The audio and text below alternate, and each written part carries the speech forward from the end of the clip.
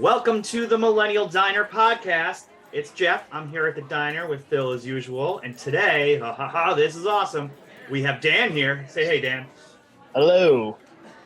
Dan, I'm so glad you're here because you've inspired me on my order today.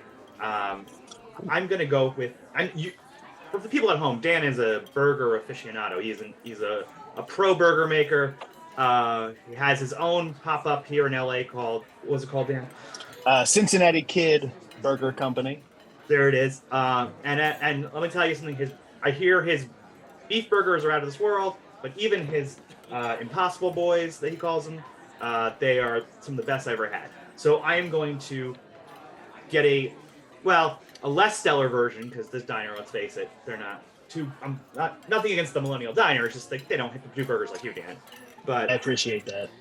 I'm going to do a pizza burger, sub an Impossible Patty, sub vegan mozz, extra marinara sauce, fries on the side, 3 pickles, a Coca-Cola, so I'm feeling very classic today, and a black coffee, of course, to go with it. Is there enough room in front of you for all of that? I feel like that's a very large... I have a lap as well. All right, okay.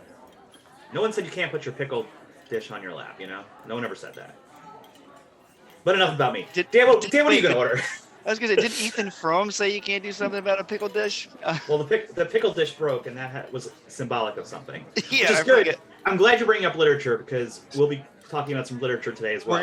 We're gonna need it. Yes. All right. Sorry, Dan. As you were, Dan. What are we gonna have? No, you guys, the East Coast vibe is very strong here, so I feel like I want a big cold cut sandwich.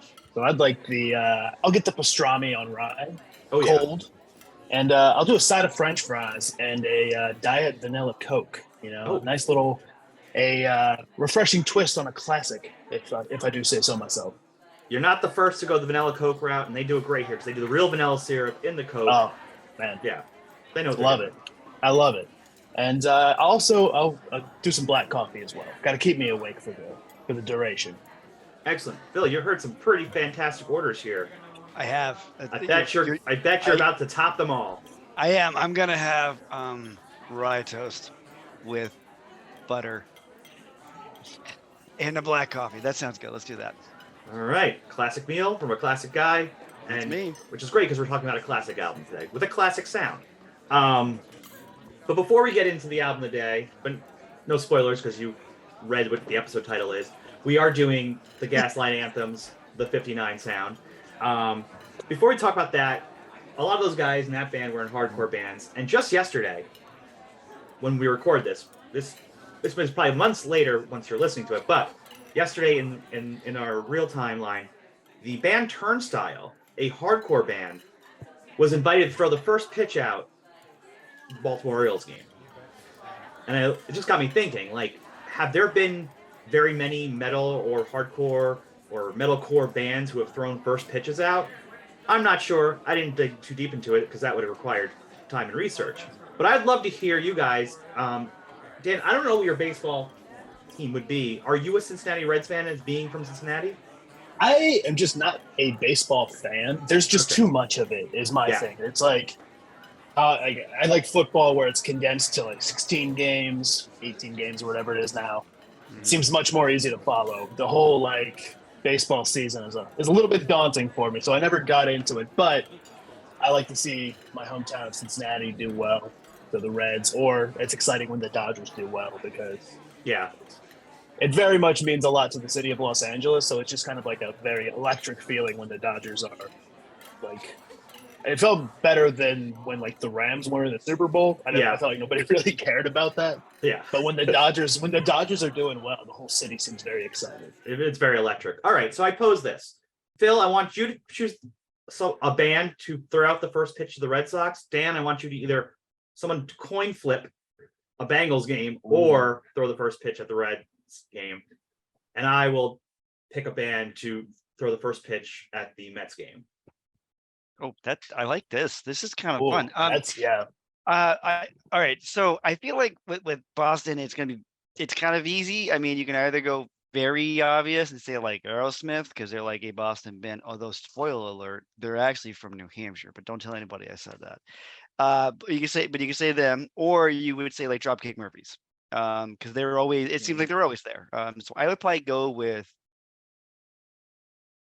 Dropkicks. Probably where I would go. It makes the most sense. They've done a lot with the team, and they have twice the Dropkick songs have been like the mantra for 2 seasons. So I'm So gonna say Dropkicks. it just makes sense. But do you think they've actually done it? They might be a band who's actually done it then. They more than likely have. So then if I go one more down, let's see. Aerosmith probably has. That's really hard. You threw me at a really hard question. I'm sorry to throw it off and really like challenge everybody right off the bat. I looking at Turnstile, I'm like, wow. First of all, this is a hardcore band who's like broken through the mainstream in a way a hardcore band never has before, and it's very exciting. But like to see them like throw at first pitch, I was like, wow, it's a big deal. What do you think is like that is attributed to? Not to, obviously they're like very talented musicians and stuff like that, but like I feel like hardcore is very much having a moment right now. It really is. A lot of mainstream crossover.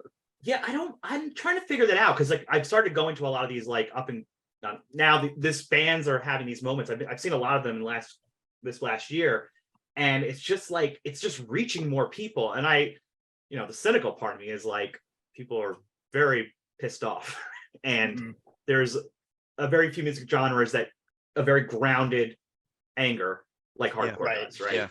Yeah. Totally. So I wonder if there is, some psychologist or sociology professor could probably talk better to it. But that's my theory a little bit. But there is an accessibility to it. Like that's a thing. Like it's not. Turnstile is interesting, and there's a bunch of other ones too. We've talked about Drug Church on this show before, and like Fiddlehead. And the thing is, like they don't sound necessarily like straight up old school hardcore. There seems to be like varying levels of it now, and that's what's really exciting to me. It's like it's become like. Yeah. Are you? Have you heard Scowl? No, I haven't. Oh man, it's so cool. It's like 50% like hardcore, 50% like 90s alternative rock. That's cool. And it kind of switches back and forth between the song. Like in the song, she'll go from screaming and then to singing in the next bar. It's like it's very, very cool, unique stuff that I was not familiar with. There might be a lot more people doing it on the punk scene, but no, that's you're hitting the head on. And the other thing that has been blowing up is like women fronted hardcore bands is like huge right now. And it's like it's really, having seen the scene when it was very male and white for a long time, it's really exciting seeing how like it's really a place for everybody. Hardcore is now. Feels like a much more very open place than more of a like macho meathead place. Exactly. I think it like very well could have and did go in like that mid 2000s era. Like it seems like it's kind of corrected back to a much more like, this is for everyone kind of mindset and space, which is really, really cool to see in real time. For sure. So what band are you going to have do something at a Cincinnati game? Man, I'm trying to think of like bands that have connections with Cincinnati. And I don't know that many that have come there. So I will say Jimmy Buffett because he mentioned Cincinnati in many of his songs. And I love that. Who doesn't want to see a man in his flip-flops drinking a margarita, throwing out a first pitch, everybody gets happy. I think Jimmy Buffett would be fantastic. Jimmy Buffett would be fantastic. I'm going to throw some names out there for you because I looked it up. I decided, like, you know what? I'm going to look it up real quick. The Afghan Wigs. Yeah. The National. Oh. Well, my beloved National. I love them. I did not know they were from Cincinnati. Big Cincinnati. Black Veil Brides. Which I was like, this is going to be who's throwing the pitch out because it's 98 degrees. That's who it's going to throw the pitch out. It's going to be 98 degrees. That's just we're doing that. We're going 98 degrees. I will continue that with that's Boston. Happened. It probably has, Bill, because the band that has happened. I was like, who else is from Boston who'd be kind of fun? And they probably hasn't thrown out the pitch yet for whatever reason. And I looked up Belle Biv DeVoe. Early rap band from the early 90s. They were also from Boston, but they have thrown the pitch out. So I was like, oh, okay. Who else is left? I'm going to go ultimately with the Pixies because I Hmm. doubt Frank Black has thrown the pitch out. I really like that. So I'm going to go with Pixies. And if I can't do the Pixies, I'll go one adjacent. I'll say the Breeders. I think that's fantastic. Oh, They I can think play cannonball while they throw it too, like a right. cannonball. It'd be Yeah. awesome. See, now I want the Breeders. All right, we're just going to do that. Okay. All right, Jeff, who is throwing the pitch out? Are we at Shea Stadium or are we at the City Field? No, we're at City Field. Shea Stadium Okay. is not a beloved memory for me. That was nothing against Met fans and their beloved home stadium for many years. That stadium was not very exciting. It was just a giant, I don't know. Except when giant there was monstrosity. a home run and the apple would come out of the hat. That was always Yeah, fun. but they brought the apple to City Field. Don't worry. The apple is still there. First I would say I wish I could resurrect Joey Ramone There you go. and bring him that's out because he's Let's- Queens boy. Queens boy. And I feel like these guys probably have thrown out a pitch at some point in their lives if we went into it. But I believe that they are also from Queens or New York. But the important thing is they played their first, we talked about this on the podcast once. They played their first ever show on Long Island at a bar. That's right, Kiss. But I want full makeup. So full, is it original members as well? Yeah, it's got to be original members. Okay. We're gonna iron out all reunite the the band. conflict, and they all have to hold the ball together and throw it, all four of them. And then That's and then beautiful. flames have to go up around them. Oh yeah, I love that. I love that. I love every second of that. But only if when they're out on the field, they have to recreate the small venue that was that bar the first time they ever played. Yeah. And then that's it. I think that's how it works. Okay, I'm in. Let's do this. Awesome. Well, bringing up band, because Dan, you yourself are a musician, and we're always excited to have a musician on the show because I evidently know nothing about music, and I'm just floundering here constantly trying to figure out why things make me feel the way they do. But I want to find out, as someone who's a musician and his music is very important to their existence. I know you're a big vinyl collector. Like what kind of got you into your scene to begin with, and like what was the first scenes that you kind of were involved in? I wish there was more of a scene like in Cincinnati that I was affiliated with. I'm sure there was, looking back on it. We just played like houses and stuff when we were like, and it was just like our buddies' houses. So it was just like, I don't know.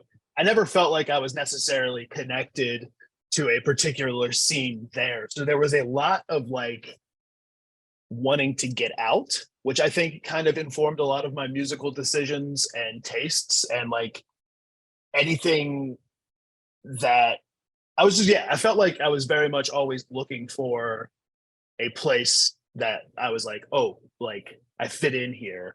And I distinctly remember going to an Ozfest concert, and I was just like, wait, like I think I want to grow my hair long. And so like that was a very transformative moment for me. Who played that Ozfest that kind of like got you there to begin with? That was this would really lead into the Mount Rushmore. That was the original Black Sabbath lineup getting back together. Oh wow, yeah, which was a huge deal. As I think like Sabbath would definitely be on my Mount Rushmore fixture. Just like I think for any there's a lot of alts I have on here. Well, here I want to give you a caveat. Yeah, we've had people in the past bully us into having 5. So man, if we did it for them, we feel like we should be able to do it for you. So. Or we could do it for Ozzy. We could do it for Ozzy as well. I mean, Ozzy warrants a fifth spot. Sure, let's do this. Okay, I think we can make it work. There's I'll pick from one of these guys. We'll do 5. But yeah, no, Sabbath was it was like the first time I can remember like a destination concert type deal where you're just like, oh wow, this feels like a big deal to be seeing this. Like I'm going to look back on this and be like, oh, I remember when. Which I still very much do. Like it was one of those things where it's like you didn't know it was going to be formative, but you kind of did at the same time. It was very much just like a new and exciting thing that I had never really been exposed to prior to that. And ever since then, it's just kind of always been, I want to know more. I want to know more. I want to like find the latest thing, find the old stuff that nobody knew about, find the stuff that everybody knew about. It's just like an obsessive hole that I found myself digging in. That's awesome. All right, so we got Black Sabbath up there. Who else is on there? And I'm very curious to see where this is going to go because. Okay, so in the same vein as Black Sabbath, who those first 6 Black Sabbath albums, like look at the time frame they came out in. It was all like within 4 years, which is absolutely fucking insane. But they're like all masterpieces. It's you can't argue with those 6 albums. They're so good. Similar, much more controversial though, is Metallica. Ooh. Who I would argue their first 4 albums, absolute masterpieces. Everything after that, very controversial. Like I'll discuss it and like I have takes, but those first 4 albums, cannot be fucked with. Is that before the Black Album then? Yes, so that's okay. Kill 'Em All, Ride the Lightning, Master of Puppets, and Justice for All. Yeah. And Metallica is that's kind of a gateway into punk for me because Cliff Burton, the bass player for the first 3 albums, would always wear a Misfits shirt. Right. And I remember looking up like, what is that skull on Cliff Burton's shirt? And I got like 2 results. One was the Misfits and the other was the Dawn of the Dead shirt. And I was just like, oh, these are both cool things that I like. I look more into this. And it was great. It was fucking awesome. But and in terms of bands like inspiring you, like Cliff Burton was the reason I wanted to play bass. That was the first time I was like, oh, I can like hear the bass on an album. I can like hear what he's doing. And it's like, wow, I've never seen anybody else do it that way.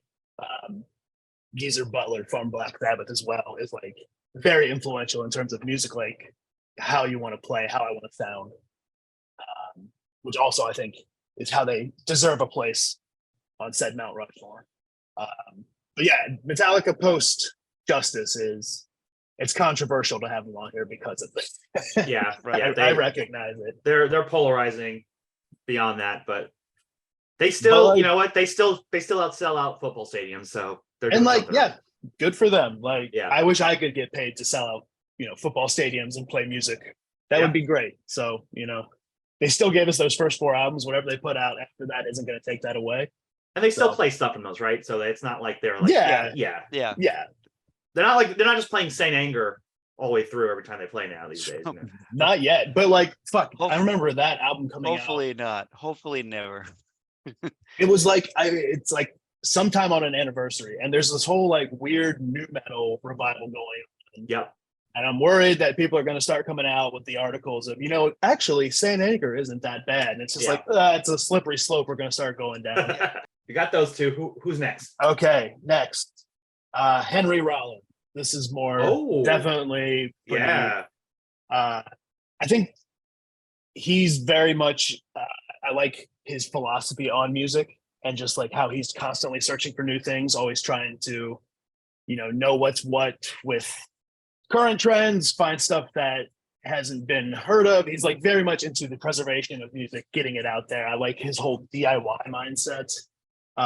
Black Flag was one of the first punk bands that I remember hearing, and I still remember that Rise Above opening. It's like ingrained in my mind when I saw him live with the Rollins band, just how like intense of a live performer. And it's like, man, it's like an intangible. Like, I don't know how you can teach that. There's just something about him that is like, that man was born to be on stage and entertain people. 100%. And his work with Black Flag, his work as a solo artist, all very much like kind of all over the place, which is exciting to kind of delve into like what inspired what in terms of like Rollins bands, more blues rocky, whereas you had no hardcore stuff with Black Flag. And since Henry is such a wealth of knowledge himself, like you look into the liner notes of these albums where they thank all these bands, and you can find 40 other bands to check out. So I think he's been very much a like akin to the skull on Cliff Burton's shirt, kind of like a gateway into here, listen to this, here, check this out. Specifically like heavier music. That's awesome. I love it. I'm seeing Henry in about a month on his solo. Yeah, he's doing quiet tours, talking to people. Is just doing Oh, his nice. talks. Yeah. He's just gonna talk. He's just gonna talk about.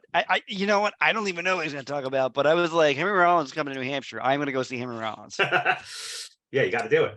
100%. He's coming to my town. I have to go. I have to go see him. Yeah, I could listen to him talk for hours.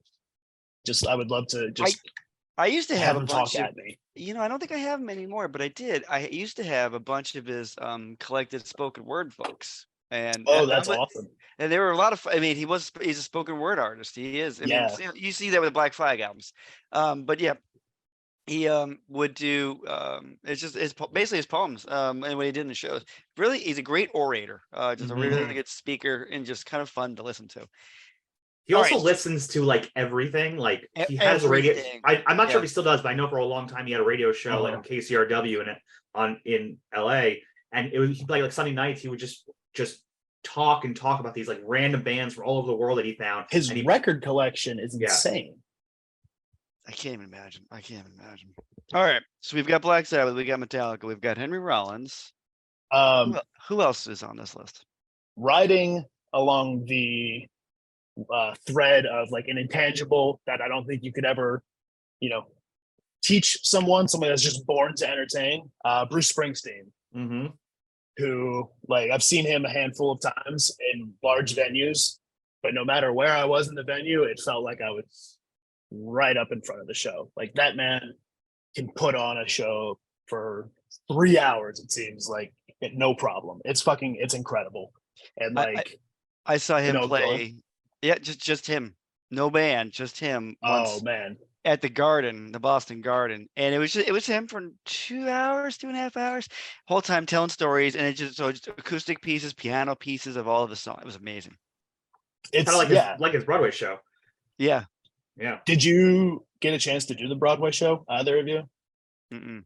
I would monitor ticket prices, but they never dropped below like $2,000 or whatever. It was insane. So it was so never to be. But then they released it on some streaming service, so I watched it many times. And I had read his biography too, his memoir, and it was like very similar, like the stuff he said in it. Yeah. And then I listened to that podcast with Mint Obama because I was like, well, Bruce Springsteen's talking, I should listen. Right. He was like I grew up listening to the newer stuff of like, my metal and stuff, finding that sound.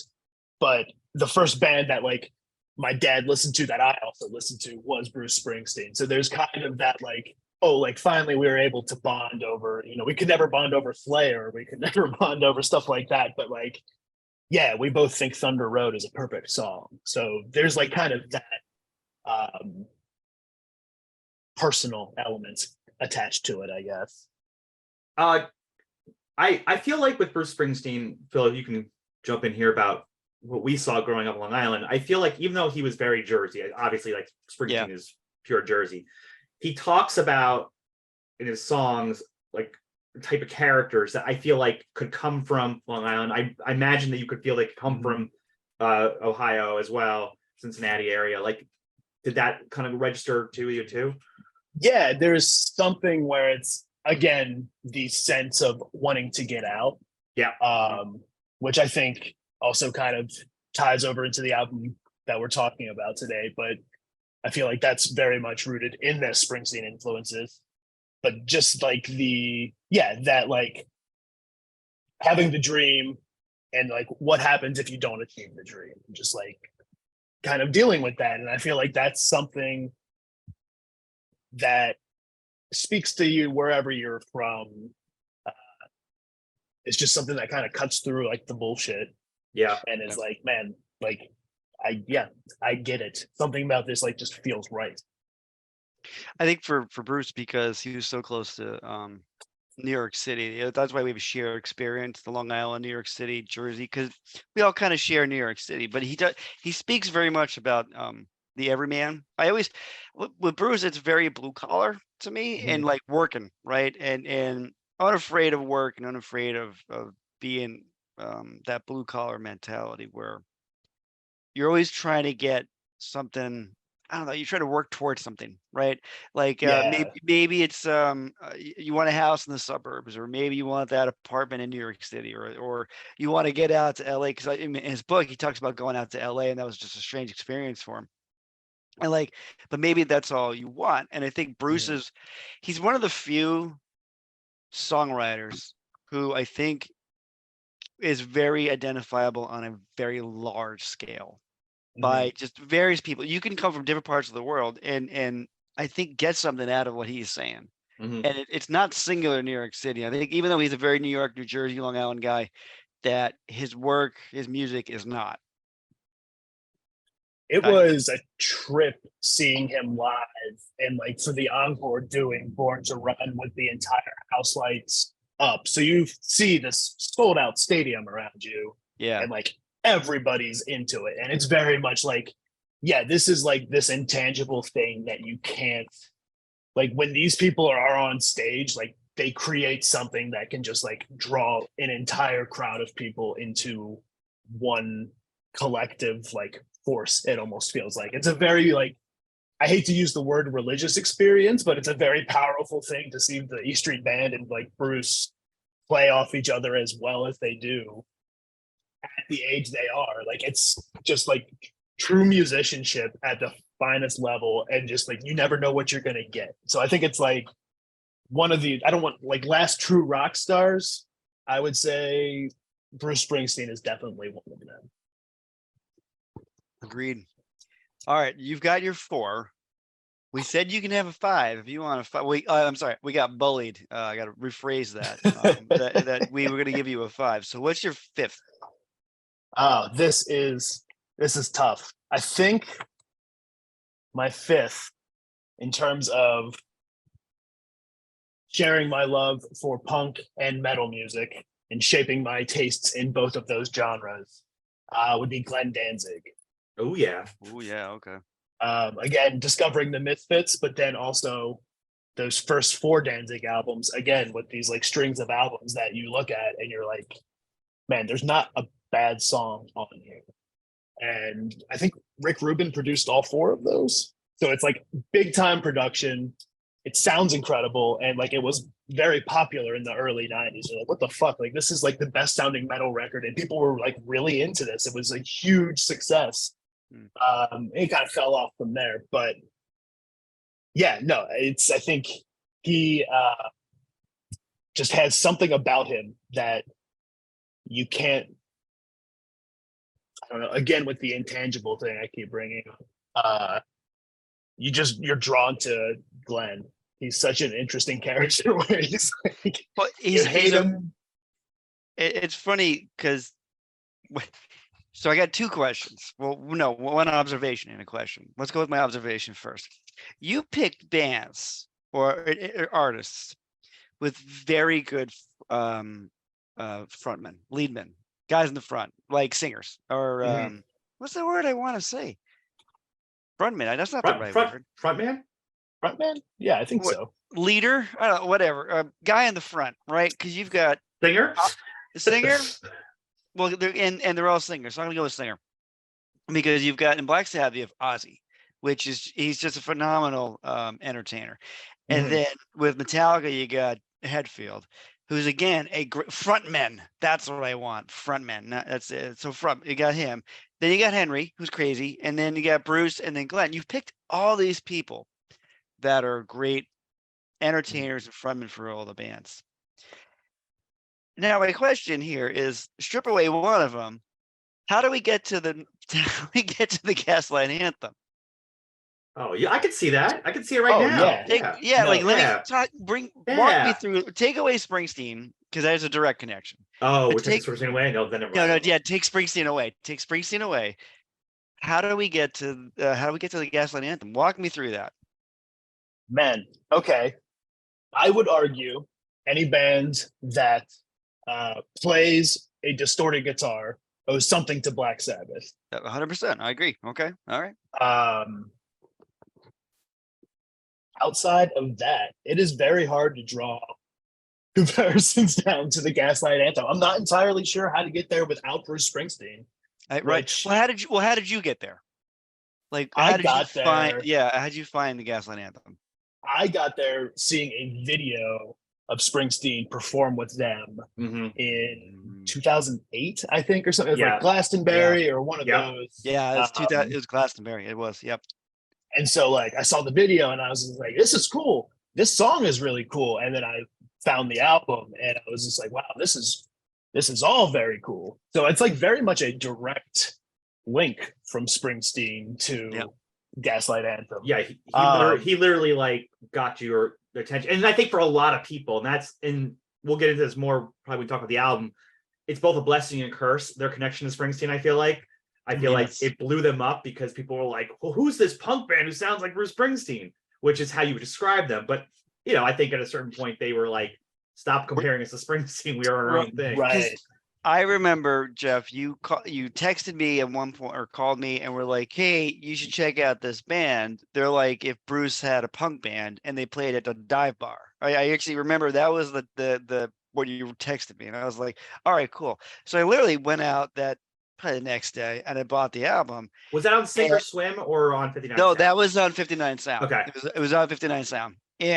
But then you told me to go back and listen to the other stuff too. And I was like, okay, cool.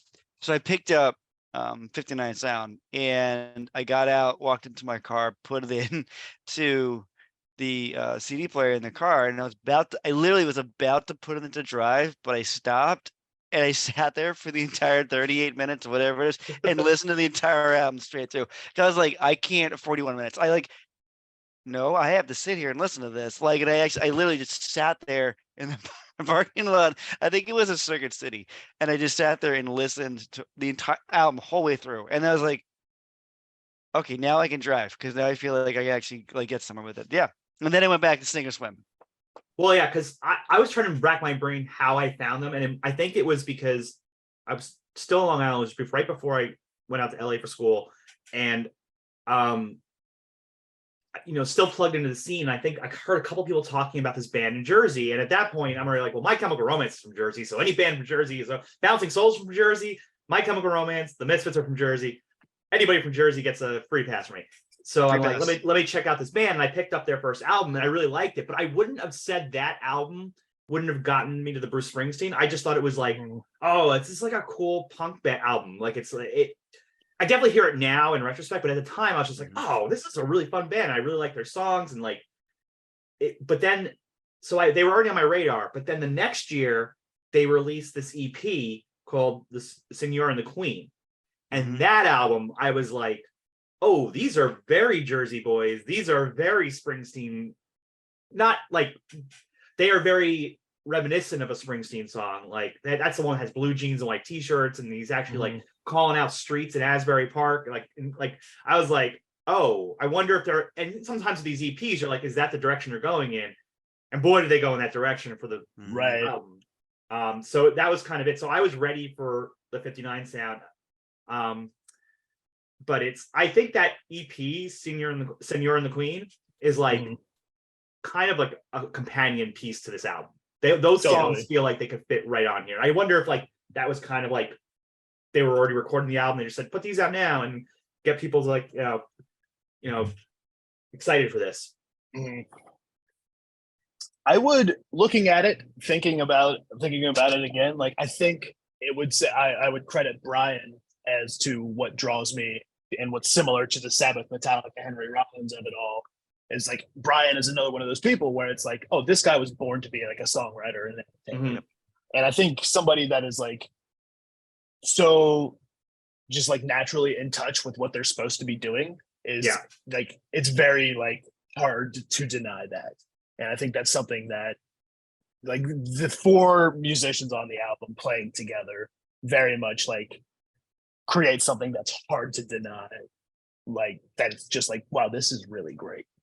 Well, the other thing to tie it together, I think, too, is, and coming back to like talking about hardcore bands throwing pitches out, I think a bunch of the guys in the band were out of the hardcore scene.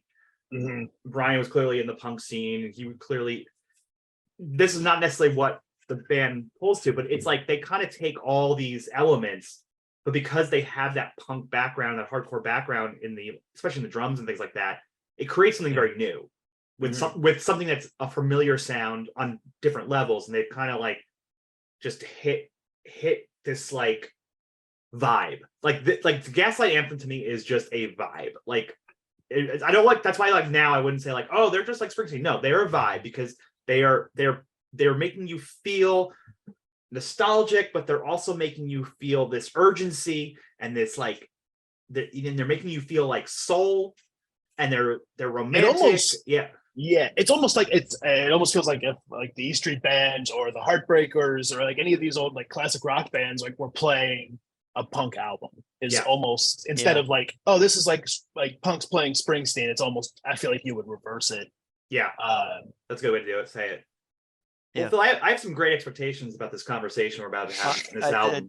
So far, it's been fantastic. Yeah, let's get right into great expectations.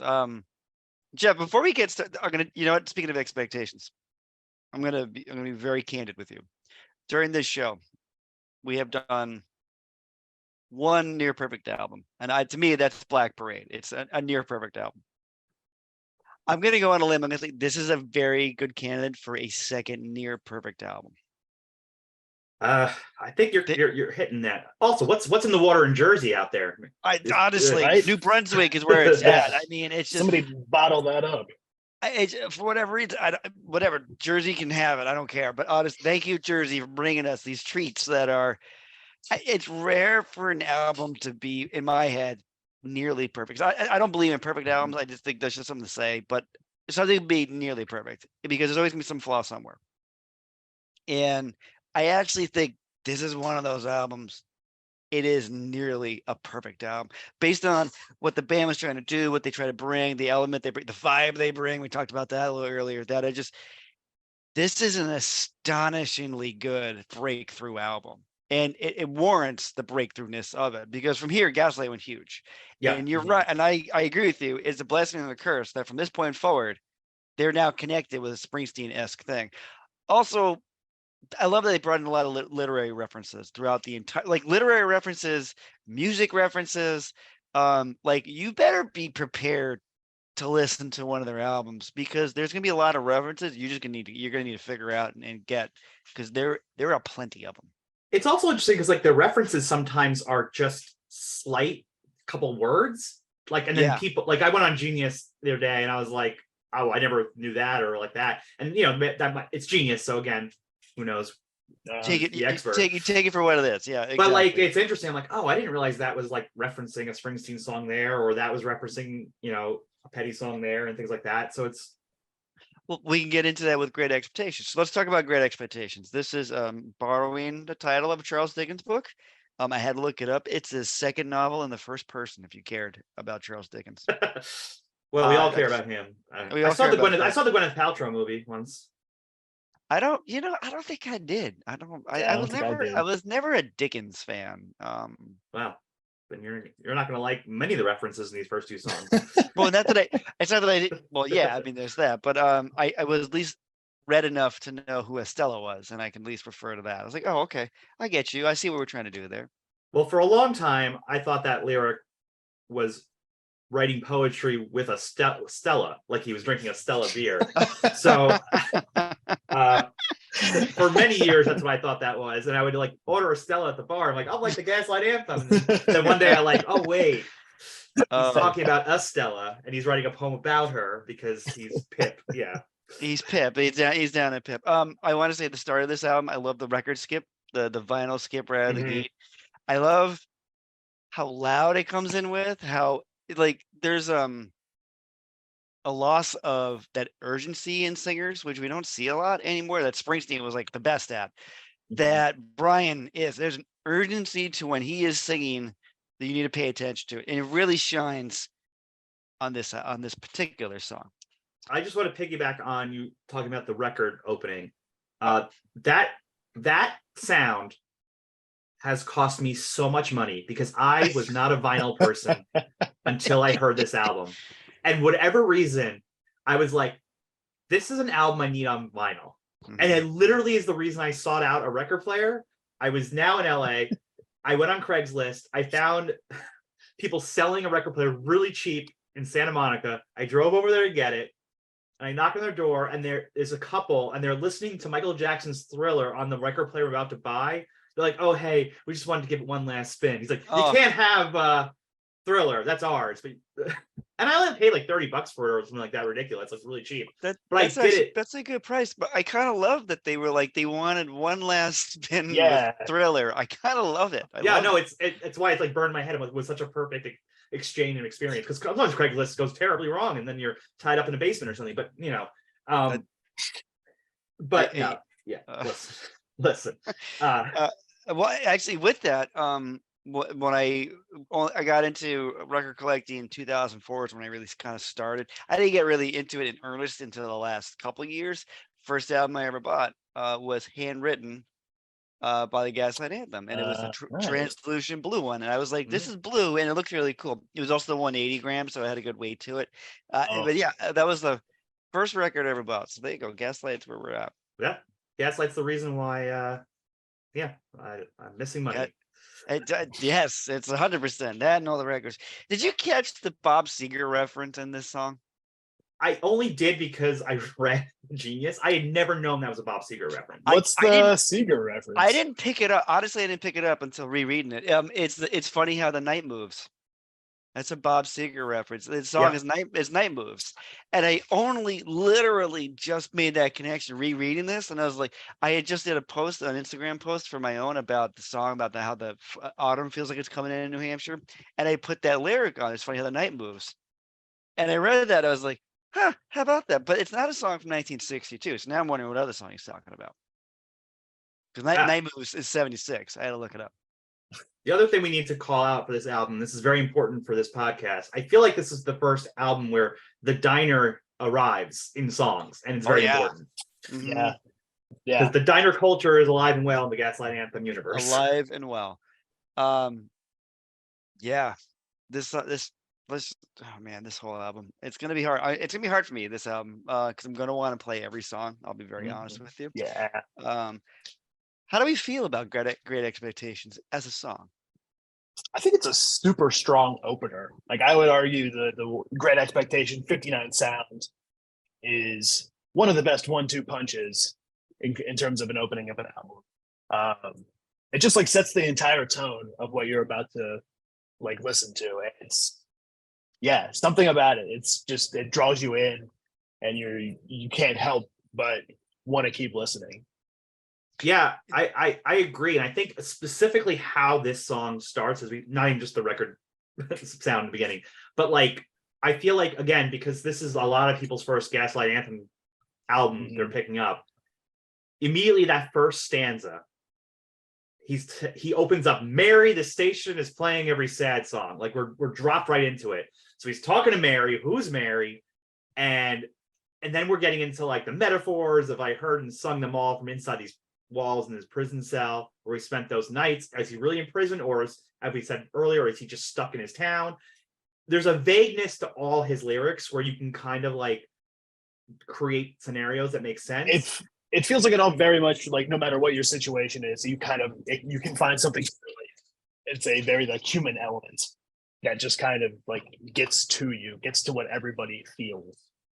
But it's also, he's vague but very descriptive at the same time. Mm-hmm. Because like you understand who the woman he's speaking about in the end of the first section.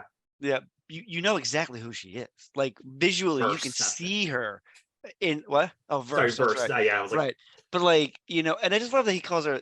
I learned about the blues from this kitten I knew. Her hair was raven, her heart was like a tomb.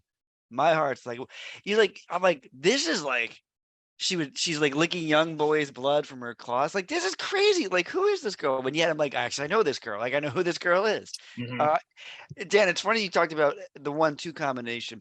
These I read Great Expectation, and 59 Sound are the first two songs they wrote, but it was 59 Sound first, then Great Expectation.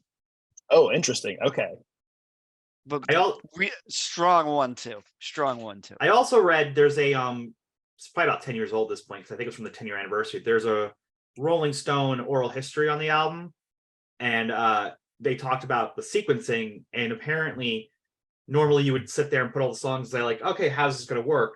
But they were like, no, it works like this. We start with great expectations and we end with a backseat, the backseat. So like they kind of already knew where everything was going to go.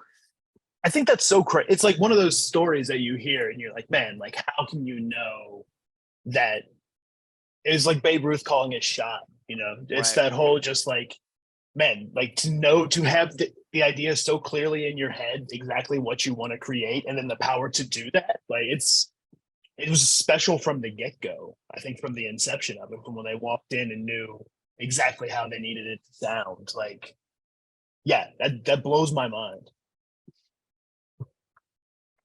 Such a good song. I mean, yeah, it's like nonstop. I mean, the second verse we go in, we're married. Again, he's a word installed every night of my life. Better safe than making the party. Like that, unpack that, right? Like I've always, like, so like you'd rather stay, like, are you afraid of going to the party? You'd rather stay here where it's safe? Like, how do we, do I dare disturb the universe here? You know, that's one of those kind of like, but like, is it because he would have such great expectations if he went out to the party, like some amazing thing would happen? Maybe I feel like that's what it is, because then he's staying home by the bedside with papers and poetry about Stella, not Estella, but Estella. He'd rather stay in and do the poetry because nothing's going to live up to those expectations. But he's always waiting. He's waiting. I'm always waiting. We're waiting for something to happen. I think that's what the prison is. He's talking about that. The town is that you're always waiting. Seems like a thing that was really big in a lot of bands. That kind of concept, but yeah. It's that, again, the idea of getting out. And like, I think the fear of, you know, hey, this is what I think I meant to do. And then, you know, what if you're not? What happens if it doesn't work out? What happens if your dream is not the dream that you think it is? I think there's, you know, that whole, everybody has that moment in life where they just have to say like, fuck it. Like it was the Henry Rollins, just like get in the van moment. Yeah. Like, everybody has to have that moment of just like, I'm going to throw all caution to the wind and like follow my heart for whatever. And like, maybe it's going to work out, maybe it's not. And I think that this album definitely captures that, but like in this song, especially, I think just wrestling with that. What if I don't? What if I just, you know, stay here one more day instead of going out and giving it a shot? I think that's all so dead on. And what's interesting is the chorus, to me, kind of shows something that did go wrong, right? And maybe that's what stalled him out. Like maybe he did have great expectations for something once in his life, and it fell flat. And then what we're talking is the chorus is, I saw taillights last night in a dream about my first wife. Everybody leaves and I expect as much from you. So like he doesn't want to get hurt. Like what a fucking line. Like what a man. He's got so many of them, but like it's also everybody leaves, so why wouldn't you? I mean, he's like saying like, look, even if we start this relationship, but you're just gonna leave anyway. Everybody else does. That's part of what happens.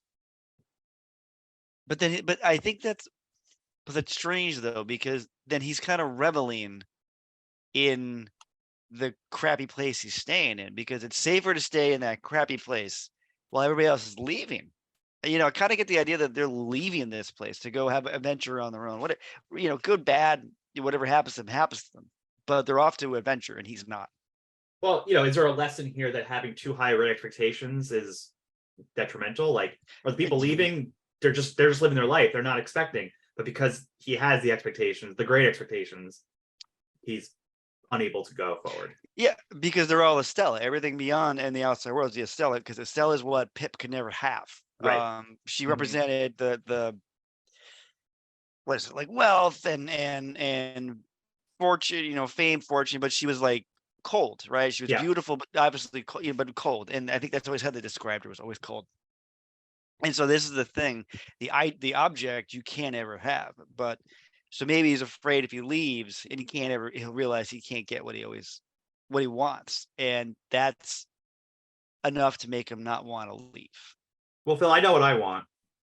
I want to hear this song. Let's go play this song. That's a very good idea. Right. I like that idea. Here is Great Expectations by the Gaslight Anthem. All right, that was the first track, the lead-off track, Great Expectations. A perfect lead-off track in my mind.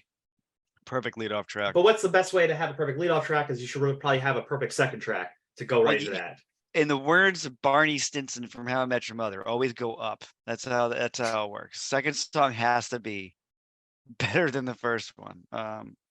The 59 sound, the titular song, comes up here in the second track on the album. And the name of the album. Yeah, you're right. Yeah, there you go. This is a very, very sad song when you start thinking about it. Like, can you imagine? Because okay, so the song is about they're learning that their friend had died while they're playing a show. That's really sad. You imagine the guilt. I feel like there's so much guilt in this song, but they've made it into an amazing pop tune. What do you guys think? What I think it is very sad, but it kind of opens in like this interesting philosophical place, right? Like where it just, I wonder which song they're gonna play when we go. I hope it's something quiet, minor, peaceful, and slow. Like we're coming into a pop song, like you said, and it has this like really cool opening. I don't know if the guitar rooster sound almost like I don't even know what I know what you mean, and I don't even know what it is, but like that guitar that just this audible riff they make out of this guitar and other sound, it's just so great.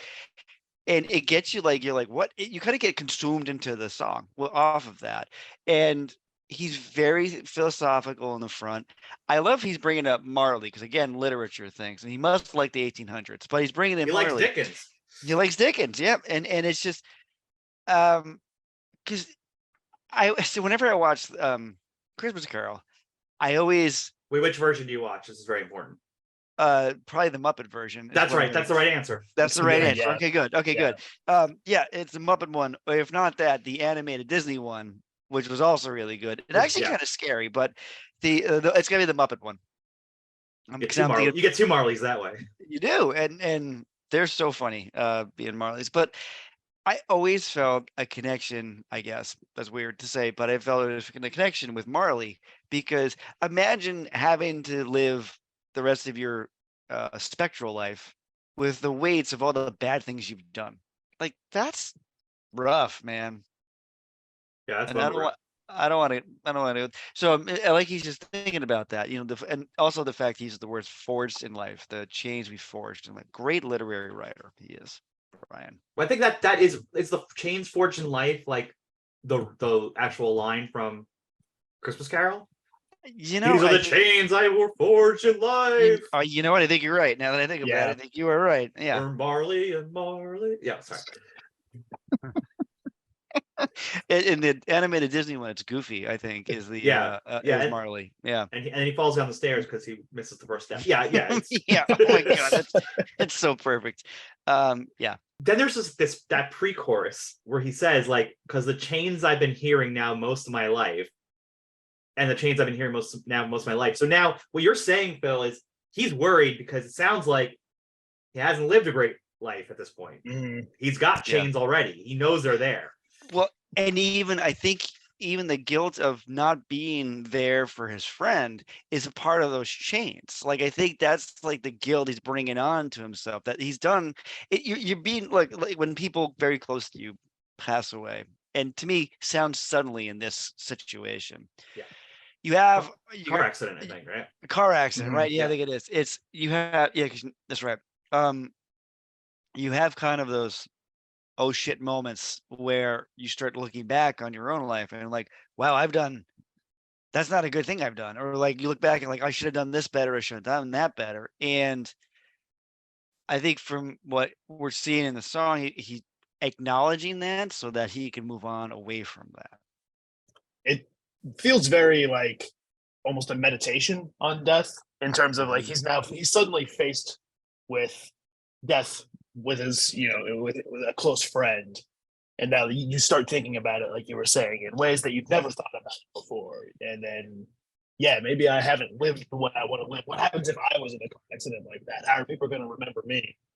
And then you start ruminating on that a little bit. Maybe you haven't exactly been the person that you want to be.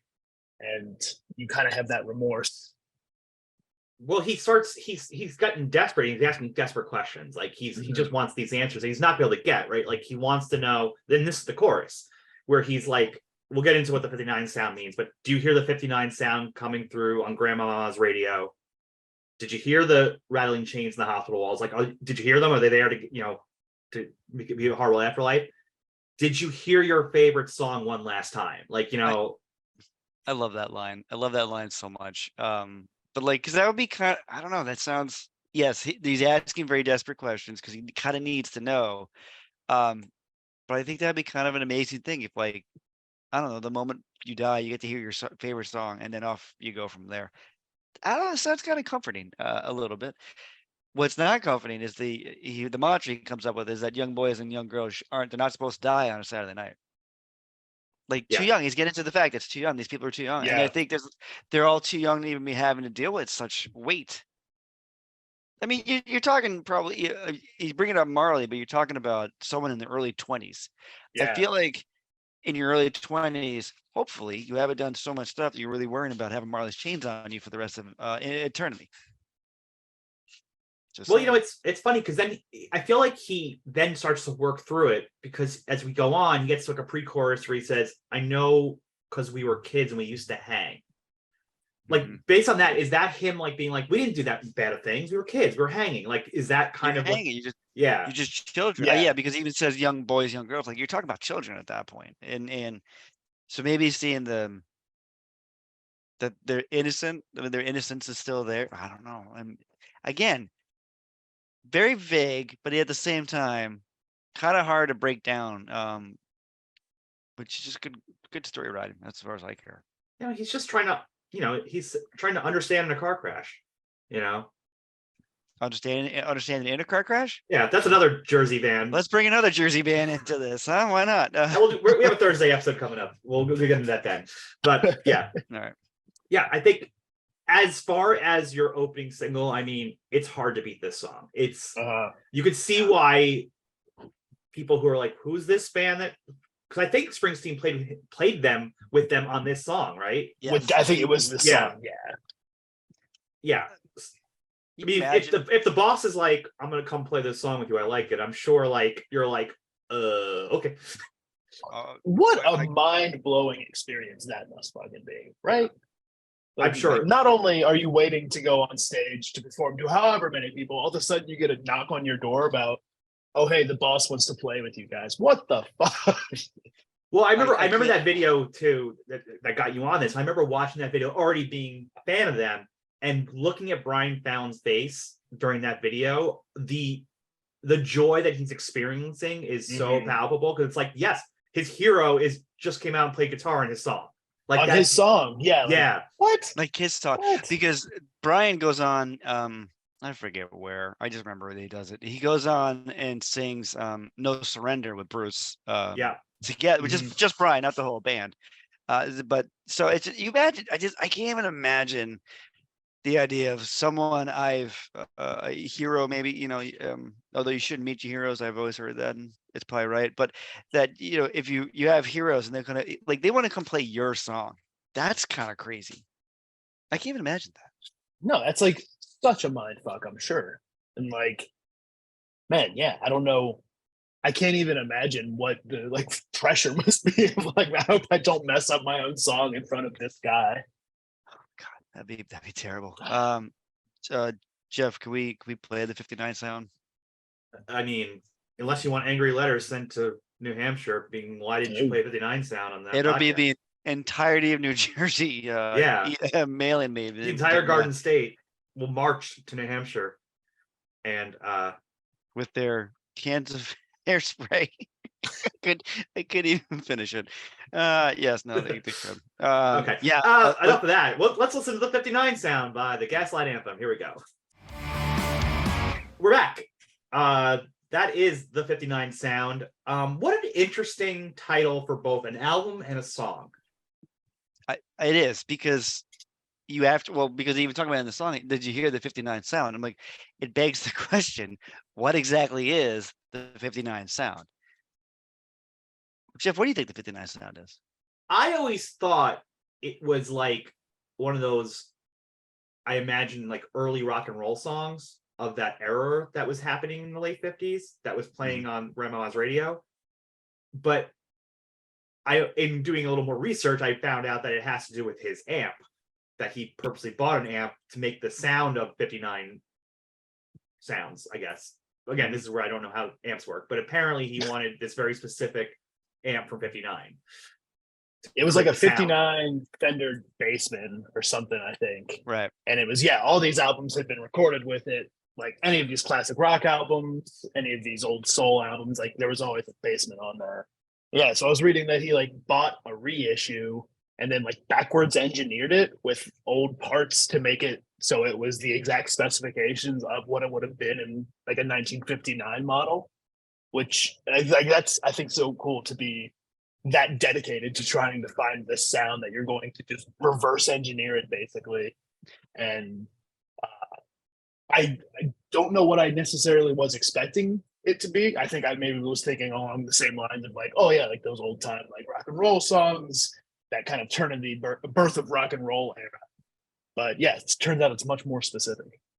Well, it sounds very interesting because I'm sure you guys noticed too. This whole album has a very specific sound to it.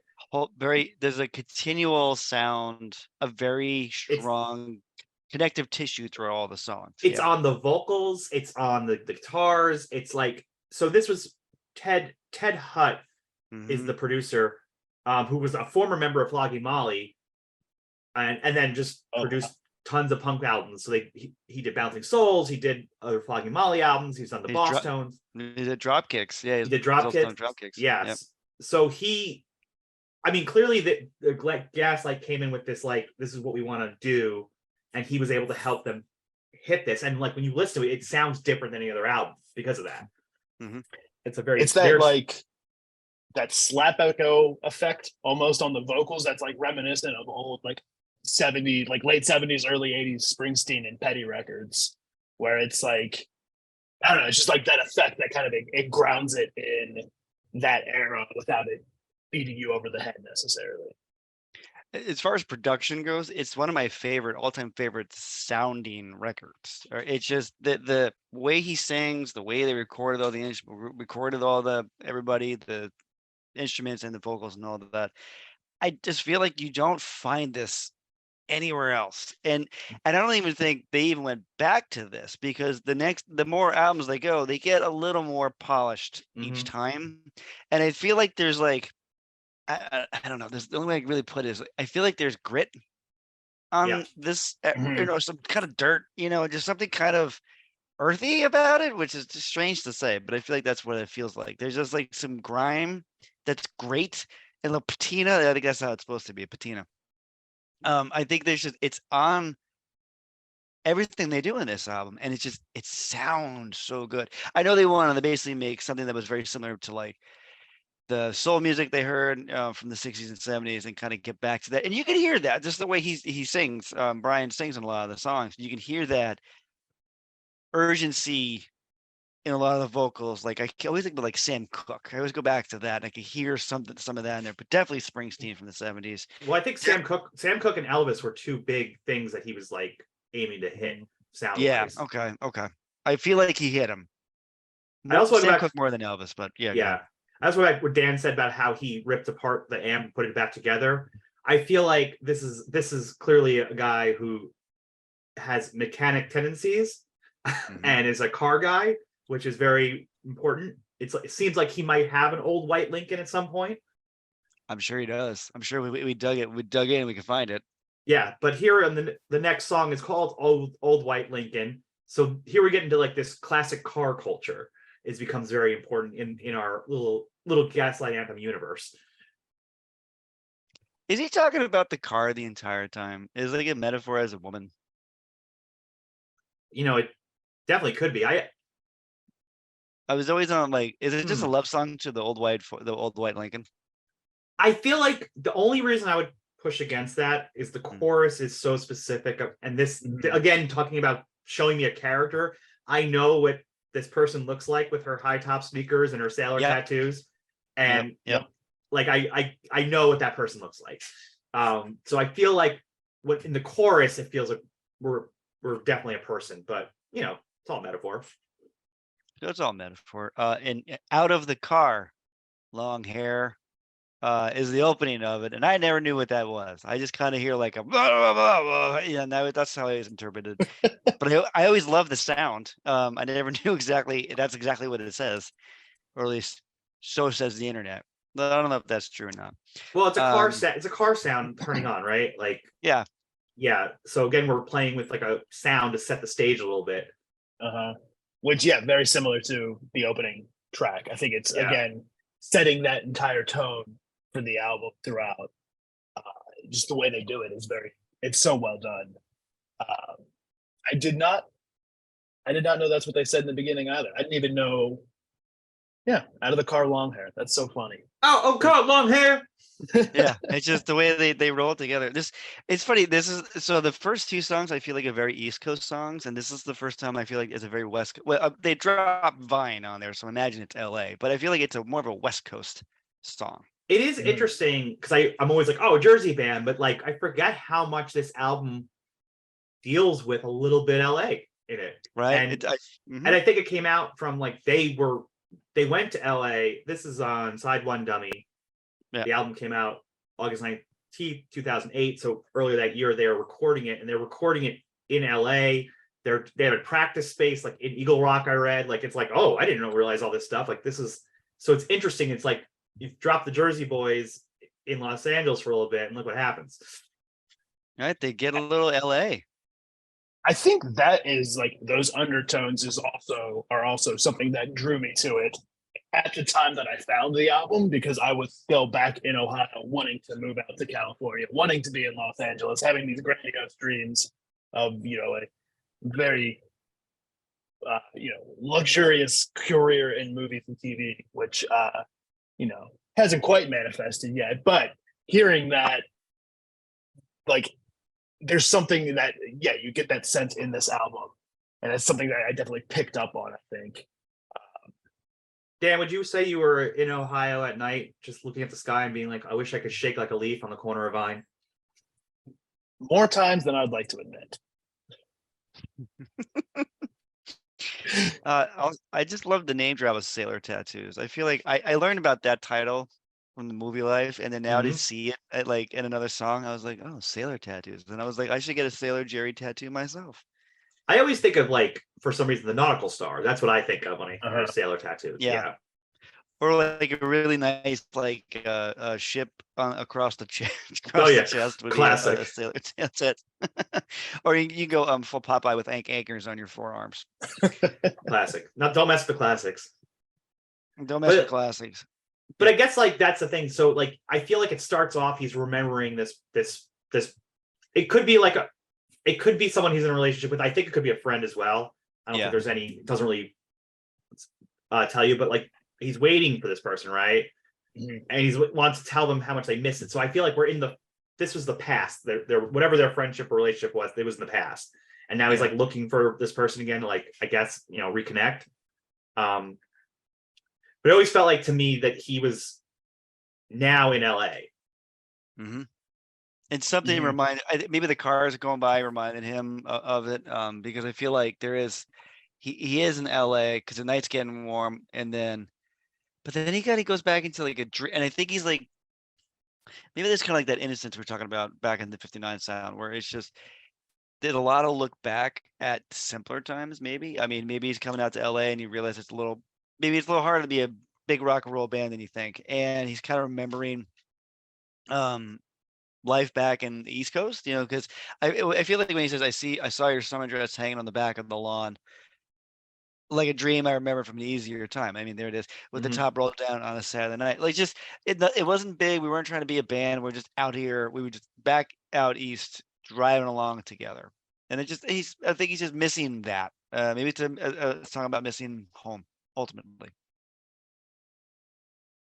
And he was married at this point, right? I think so. I'm not sure how much his actual relationships play out, because I feel like we'll get to later songs with romances that don't work out. He has his Marys and his Sallys and his Gales. Yeah. Breaking, according to Genius, right here, in an interview, Fallon revealed that he wrote this song for an old friend of his from high school who had an old '55 white Lincoln with a V8 engine. Every day after school, the two would race, and she would always beat him because his car couldn't keep up. In some ways, it was metaphorical for how he could try his hardest, but he would never have her. Oh, so now we're And- back to Pip and Estella. So maybe that's Estella. Yeah. So Yeah, that's all an Estella. Like, okay, so this makes sense. Here's someone There he you couldn't quite connect with in the way he wanted to, and she was a little too cool for him. It sounds like, really, that's what I really am getting from that. And then that's interesting, because if you go to the bridge, he kind of like lays it out like, and I always dreamed of classic cars and movie screens. Right. That's where like I talk about the vibe coming in, because we're gonna hit this in some titles and stuff. Like, this is a dude who wants to live in a film noir. He wants to, which is the name of a song coming up. The classic cars clearly is into that. And trying to find some way to be redeemed. Bring $1 with you, baby, in the cold, cold ground. Mhm. I am not sure what that means, but cold, cold ground. I can't help but like, is that death? I mean, maybe this is like the pennies for Hades, that Yeah. thing, right? Pennies on the eyes to get across to the river Styx. Get across the river Styx. I don't know. Yes, I'm good with yes. That sounds good. I love now knowing that this is a song about racing after school, and basically, I mean, but imagine with Brian, he's probably like sitting there after the race, the other white car is off a go, and he's just like ripping a butt up in the front. He's like, I will never get with that girl, and like just imagining like writing songs out of it. I feel like that just tracks with him. Mhm. I guess he was both high and lonesome. While Oh, there it is. Oh. reminiscing about that. I love High and Lonesome for like the name drop of other songs that happen a lot in this song. Like with Maria. Where's Maria? Maria's from Nashville with a suitcase in her hands, and I always kind of sort of wish I looked like Elvis. So do we all know this is a reference to Counting Crows? I only found that out now when I was digging the research. for Really? it. Yeah, no. Okay, Counting Crows' first album is bonkersly good. It Counting is Girls good. rules. Yeah, they rule. They're on tour with Dashboard Confessional right now, and I am very much interested in seeing that show. I feel like that's like such an odd pair for the two. And apparently, they're best friends. The two of them are like the best of friends, and that's why they're doing this. I didn't know that. I think that's Yeah. a really interesting thing. Yeah, but just yes. So this song is referencing "Round Here," which is a great first song of an album, if you guys want to know. But that in "Round Here," he said that she wanted to meet a boy that looked like Elvis. That's why he says I kind of sort of wish like Elvis. That's funny, because I always thought like Maria came to like, for me it's an arc about Maria. Like, she's come to Nashville with a lot of hope, and she liked the guys who look like Elvis, and that's why he's like, I wish they like that look like Elvis is like, he wishes he's one of the cool guys that she liked. Again, he's not cool enough for her. Nope. Because he's like, cool in my head, there's all these classic cars and outlaw cowboy bands. Like, always kind of sort of wished I was someone else. Like, he wishes he could have been the guys that she was interested in. But then by verse 2, Gravity's come, stole the temple that the schoolboys praised, which is like the most gorgeous way to say you got old. Yeah. It's like such a good line. Yeah, it's so good. And now you're getting drinks from the same boys who once bought you everything. So now she's a bartender, and the powder of the bar was just this one time. The powder of the bar was just this one night, only to get by. I swear I'm only gonna do cocaine once, she says. This one night. Once. So we see where it's really fast. Like, the first verse coming with a lot of hope to Nashville. By the second, things have not gone exactly as planned. Her great expectations were not met, if you will. No. Again, tying into. Oh, sorry, Phil. No, you go ahead, then. No, just tying into that overall theme of like dreaming of something bigger, taking action on it, and it not working out, and now all of a sudden you have to deal with these consequences that you never necessarily planned for because you were afraid of them happening. So you just kind of like leapt in, and now you're faced with not your worst fear, but like, this isn't how things were supposed to go, and how you feel about that. And then by the third song, third verse, we've now talked about the southern accent on the radio. There must be just what reminds him of her, because she's from Nashville, so I assume she has a southern accent. But then we bring in the Springsteen song. And now you wake up with the sheets soaking wet. It's a pretty good song, baby. You know the rest. That is a reference to "I'm on Fire" by Bruce Springsteen, which I happened to watch the video for today while working on this. There was an actual music video for it with Bruce doing some acting in it. And mostly it's a woman comes in with a white car for him to be the service mechanic on. And I was like, oh, that's funny. I was like, do you think it could be a Lincoln? Sort of. It is in the family. So in the video, the Bruce's family, it's a white Ford Thunderbird as opposed to a 55 Lincoln. But Lincoln Ford Mercury is a company. So, I don't know. I thought that was just an interesting little side quest for a minute. Well, not to continue with your side quest and free associate, didn't Billy Joel's video for Uptown Girl have him as mechanic in a very different tone? Yes, it did. It did have her as a mechanic, and yes, his wife brought the. Christy Brinkley was the Uptown Girl. Yes. To bring the car in. Yeah. Yeah, and then they have a nice little dance scene, which thankfully Bruce Springsteen did not do a dance scene because I feel like that might not go great. He did in Dancing in the Dark. Yeah, the Dancing with the Dark. But it was just kind of doing like a two-step in that. I mean, it wasn't like he was busting out moves. It was like Billy was doing like crossing the leg movement. It just. How about this? Maybe guys from New York shouldn't dance. How about that? We'll just do that, or Jersey as well. Ooh, that's a bold take. Yeah. You can't stop me from dancing, Phil. I can only hope to continue, sir. Yes. I can't stop you from dancing. When our boots they hit the ground, they make a high and lonesome sound. That outro is so interesting to me because it's like, I don't know. When our boots hit the ground, they made a high and lonesome sound. Is that a good thing? It sounds like someone's leaving, and it's not. They're leaving alone. Mm-hmm. I was going to ask you guys what you thought on that, because I get the high because it sounds loud, right? Because it sounds like he's coming down from the clouds and they land, and I imagine high means loud. Yeah. But the lonesome thing was always what I get hung up on. Yeah. It always seemed like high and dry to me. Like Mm-hmm. you were like, again, back to the lonesome aspect of it. It seems like he's definitely leaving on his own, and it seems that's kind of where I always felt with it. I mean, I guess it could also be positive. You could spin it like, yeah, he's on his own, but he's getting out. That's what it sounds like. High and lonesome, like, I'm on my own. But I'm, on my way somewhere. Mm-hmm. Maybe he's gonna go catch a film noir festival down at the cinema down the street in Nashville. The next song is called Film Noir. Do you know what film noir? Can you define film noir for me, Jeff? Can I define it? Yeah. Well, it's a film term, obviously, because it's film noir. Well, I mean, film noir is it's usually a crime film.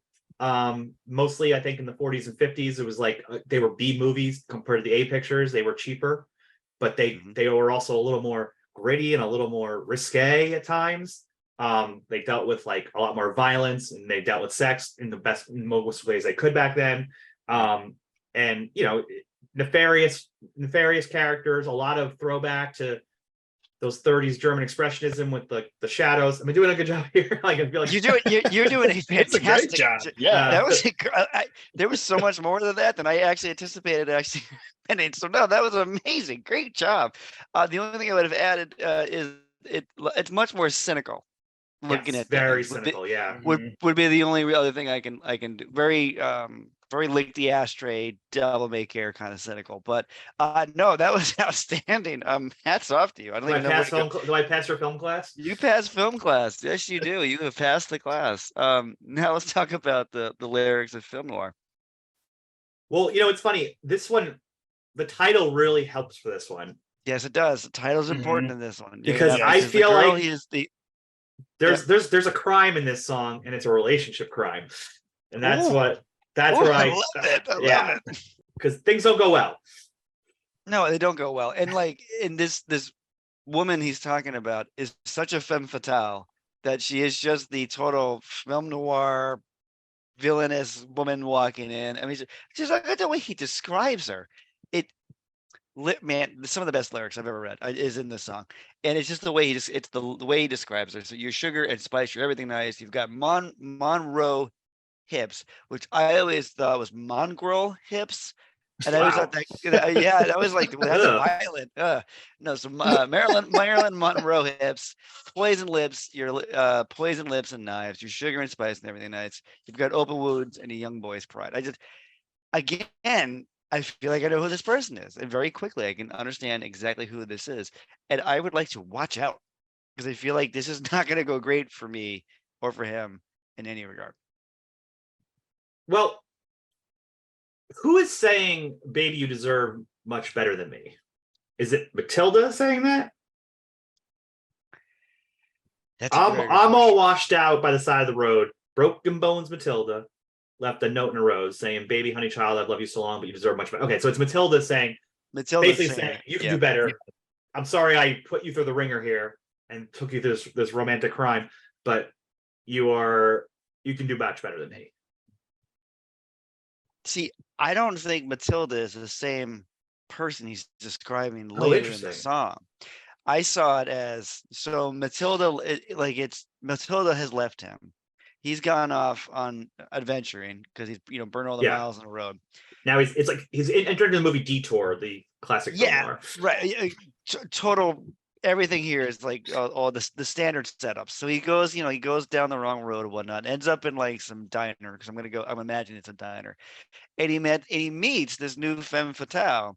So like Matilda's like, you deserve much better than me. I don't know if he does because he keeps going back to, So I think I've always kind of thought Matilda was one part of the story, and then him Yeah. describing this other Mhm. individual is another part of the story, only solidifying the fact he can't pick decent people to go hang out with. I don't know where else to go with that. But I Well, think yeah. get He needs to go to therapy and figure it out himself, and then he'll start being attracted to people who aren't going to destroy him. right. Well, because he even says like a lot of fire and eventually just consumes everything. Yeah. And I mean, I don't know if that's him looking at himself in a negative way that like, look, this is all I do. I just start fires and they get worse. And maybe that's why Matilda left him. I don't I know. think this does, yeah, again, it goes back to the reflecting on one's past and kind of just like looking at this person left me. What could I have done differently? What am I going to just do this again? Is that all I do? Is that what my purpose in life is to keep fucking up like this? Is to keep going back and like this fire that will not go out? Is this something that can't be helped? Uh, Again, just like reflecting on the what ifs, and all of a sudden you're faced with something that you weren't planning on. Like you were hoping this outcome would not happen. And again, here you are. And I think the film title backs up that and the whole story of where he is, it's very cynical. It Yeah. is very, very not in a great place. Which is funny because it's such a good song. Well, this line too, like, "Don't take it so hard, and baby, don't you cry. You cross your hard heart, and you hope to die." It's like Yeah. the I'm already, hardened heart. Yeah. yeah, I'm already hardening myself because I'm stealing myself because I don't know if this is gonna go great. Yeah, just bad relationship. I mean, it's what is it Marlo says, Jeff? I got a hangover from women, right? Is that how It's like the line. Yeah, it's like, "I got a hangover. It's not from a drink. It's from a woman." Yeah. yeah, something like that. I just feel like that's a very applicable theme throughout Gaslight stuff. Well, We're gonna. Philip Marlowe films were great film noirs. So I love Marlo. The books are good too. yeah. You should always read the books and the movies. This has been a PSA by Phil. read both movies. Yeah, good job, Bill. Nice job, dummy. Books and movies. Yeah. You should go see the movie, but also read a book because oftentimes they'll be just as good to each Yeah. other. The Big Sleep is what you're talking about. Big Sleep is fantastic. Big Yeah. Sleep is fantastic, particularly the one from the '70s with Elliot Gould in it. That's really good. Well, that's The Long Goodbye, Oh, that's right. No, that is. You're right. Okay, I but had that also Philip backwards. Marlowe. Yeah, but that's the best one for sure, Yeah. Okay. in my humble opinion.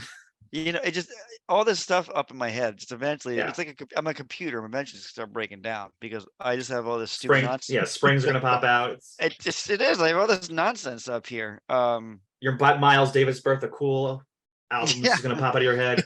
Just gonna pop right out. Just pop right out.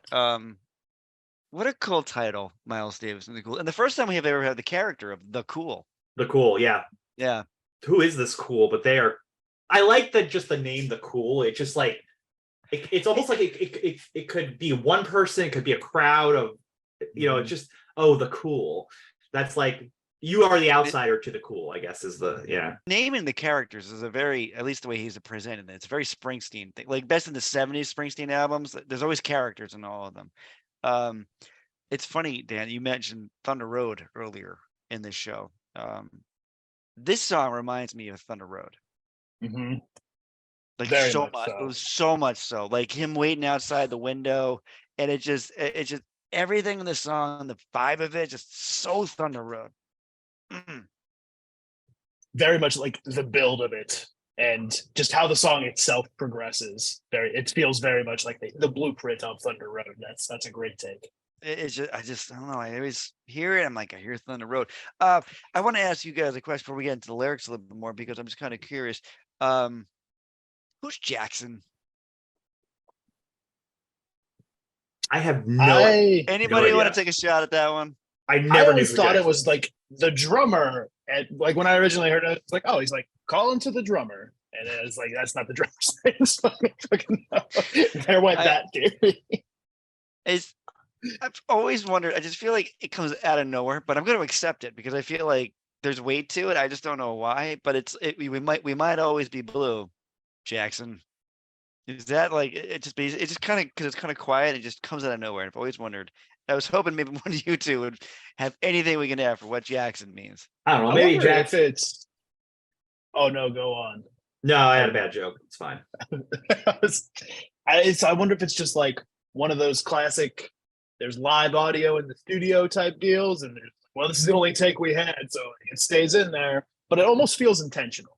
I don't know. Your guess is as good as mine. Yeah, all right. We're just gonna move on. So, all right, Miles Davis, swayed by the cool.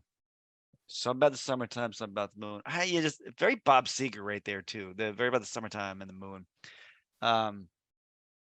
What's this song about? What do you think? I think for me, the general idea was he's trying to like take advantage of living it up while you can. Like he's trying to get this person to come out with him. I laid a kiss on a stone and tossed upside your window by the roof. Before you change your mind, Miles, bring in the cool. Like, oh, you don't want to go out, but Miles Davis and the cool are out. Like, let's go get in on that. And honey, put on your red dress and your diamond-soled shoes, climb down from that window, climb out of your room. And it feels very much, setting up the quintessential, it's hot summer night, sneaking out past midnight, throwing rocks at your girl's room and like, come on, let's go sneak out somewhere. Yeah. Just like, again, like such a strong example of Brian's lyric writing and how well he can paint a picture and tell a story with his words. I just hope that he realizes she put on her best stuff. It's like her red diamond soled shoes, man. I mean, like she's putting on the best she's got. You better understand that, Brian. Yeah, that's she's got to have her first story window. You're not climbing out of a tree in diamond soled shoes. I hope not. I was like, whenever I hear that, I'm like, I hope everything's okay with the outfit because, like, I don't know. It's just, Brian, hope you appreciate what's coming out the window for you. But you're just poor Mr. Pitiful. I mean, right? I mean, it's like, I can't turn you loose. You move like a dream I had. I woke up sweating in my room. So I'm like, this has actually happened? Is he just imagining this? What do you think? Well, it's interesting because like as the song goes on, he has to like work up his nerve to throw it. You found the stone, the flick of the wrist, and a turn of the key. You just fall in my arms. I got you. So it takes him a while to like. So yeah, maybe she is on the second floor, and he's just catching her, which is very dangerous. Very dangerous. I don't know if this is a very smart move. I don't know. He's not that big of a guy. I'm not sure if I trust him to catch me falling out of a second story window. I'm willing to try though. I always try something once. At the very least, you'll get a good story out of it. The ending of the song is fantastic. Again, he's such a good lyricist. But as we go down, down, down from our youth to the ground, I mean, it's a song about growing up, isn't it? Really, when you get down to it, and coming, kind of getting away from that innocent nature, because it's like they're sneaking out, right? This is like teenagers are doing it, so you're no longer a kid. I mean, there's also a line like how the years in our youth pass on. Don't wait too long to come home. I'll leave the front light on. Like, there is this like we're running out of time. Yeah. The album as a whole seems to really kind of capture that. There's like that small amount of time that everybody has, usually like between high school and college, where you don't really have a lot of responsibility yet, but the whole world is about to be like presented to you. And it's just like this weird moment in time where you're like so sure of everything, but so unsure at the same time.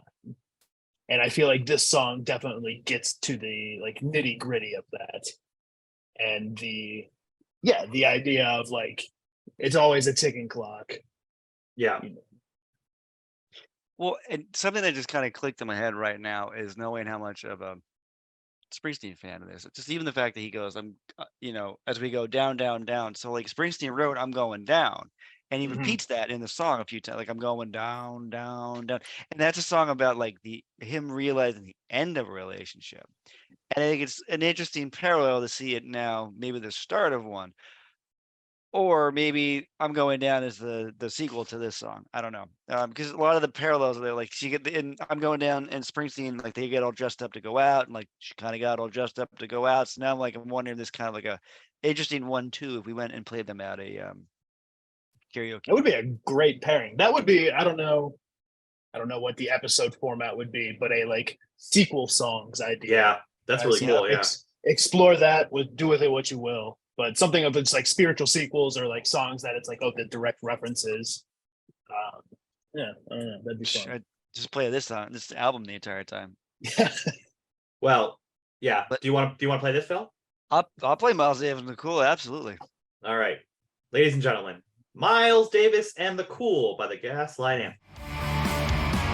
All right, next track, track 7. We're on track 7 already. Gosh, this flies by this album. I have the vinyl here. I just want to double check. Yes, this is the start of side B. This is start of side B, right? Okay. Yeah. Okay. Which, looking at those first 6 songs, that is such a strong A side. Oh yeah. Oh my god. Good Lord. Well, that's why I was saying earlier, and I prefaced it with the show. I feel like this is one of those rare ones where oftentimes side A and side B are not equal. Mm-hmm. You're just not. There's one side is going to be better than the other. I mean, the whole term B side, there's a whole reason why we have B sides. I mean, this is an album where I would struggle to compare the two sides and what's better, because I don't think realistically you can. I just don't. And now we're gonna open it up with a fantastical one titled song, because The Patient Ferris Wheel. What image do you conjure when you just hear that phrase, the patient Ferris wheel? I picture a very slow moving Ferris wheel. Right. Or you know how Ferris wheels, when people get off, they have to stop it and you kind of get stuck on the top. Yeah. That's part of it. Like you just have to you're up here, but you just got to have patience because eventually you'll get down again.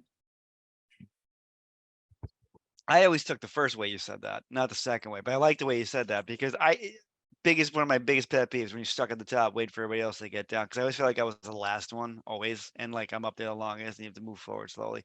I always went with the idea it's a slow going Ferris wheel that goes nowhere. Oh, that's true. It doesn't go anywhere.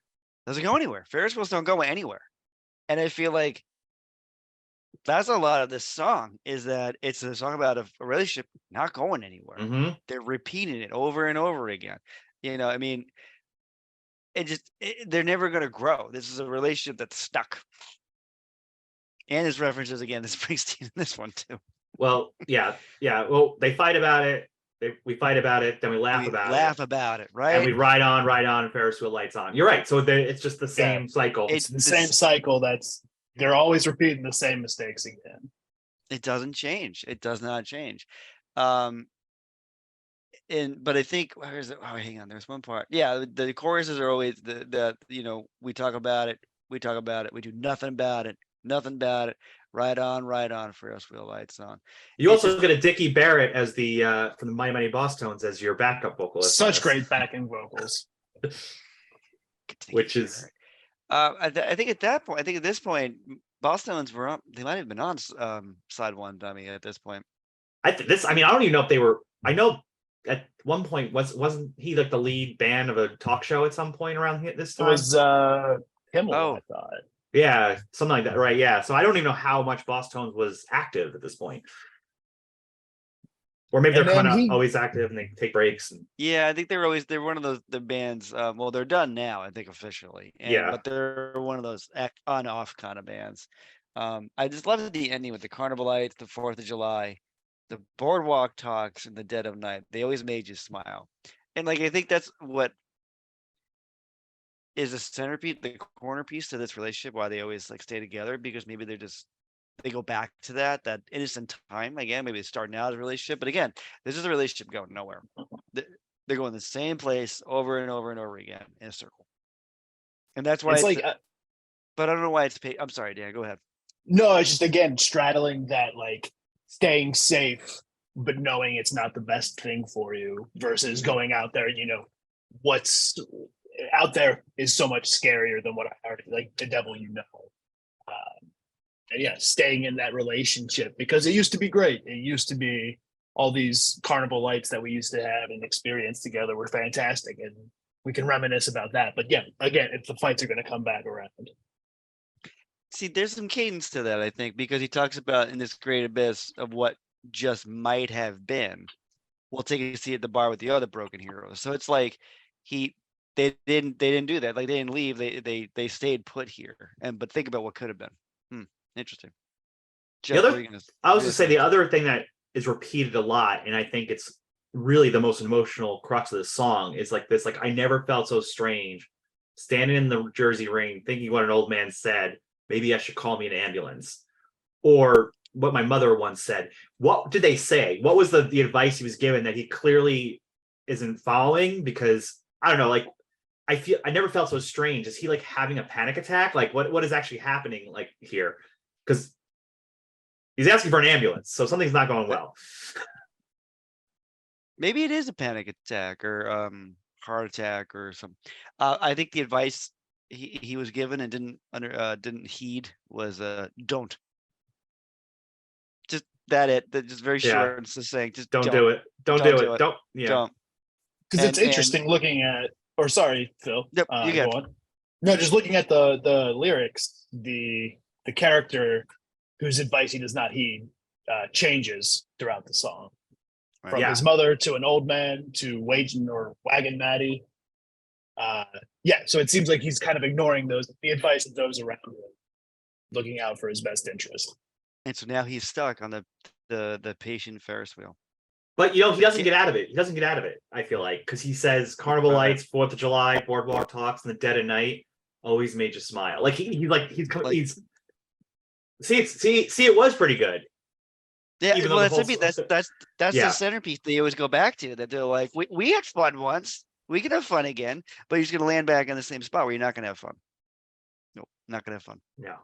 He's not I don't think he's a Casanova, baby. I I was waiting for that one. Yeah, there it is. He needs to be more of a Casanova baby. Casanova baby is the next song. Casanova baby on the next. Here's the next song, Casanova baby. What a song that gets you up and moving, right? It's got a beat like you're on a train or something. It's just I don't know, or like you're moving around. Do you hear that whistle wail? You're on a train. You hear the whistle wail. Dude, Do you hear yeah, that? it's got that. Yeah. Yeah. What do you think this song's about? Oh, we got it. The character Virginia is another name we got in there. We have another. Yes. I don't know.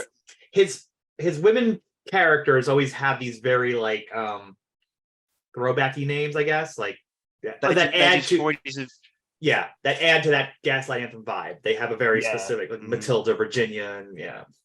This song especially feels very Springsteenian in that it feels like a blue collar fella getting off work. The whistle wails, the night's coming to the end, and he wants to show his girl a good time.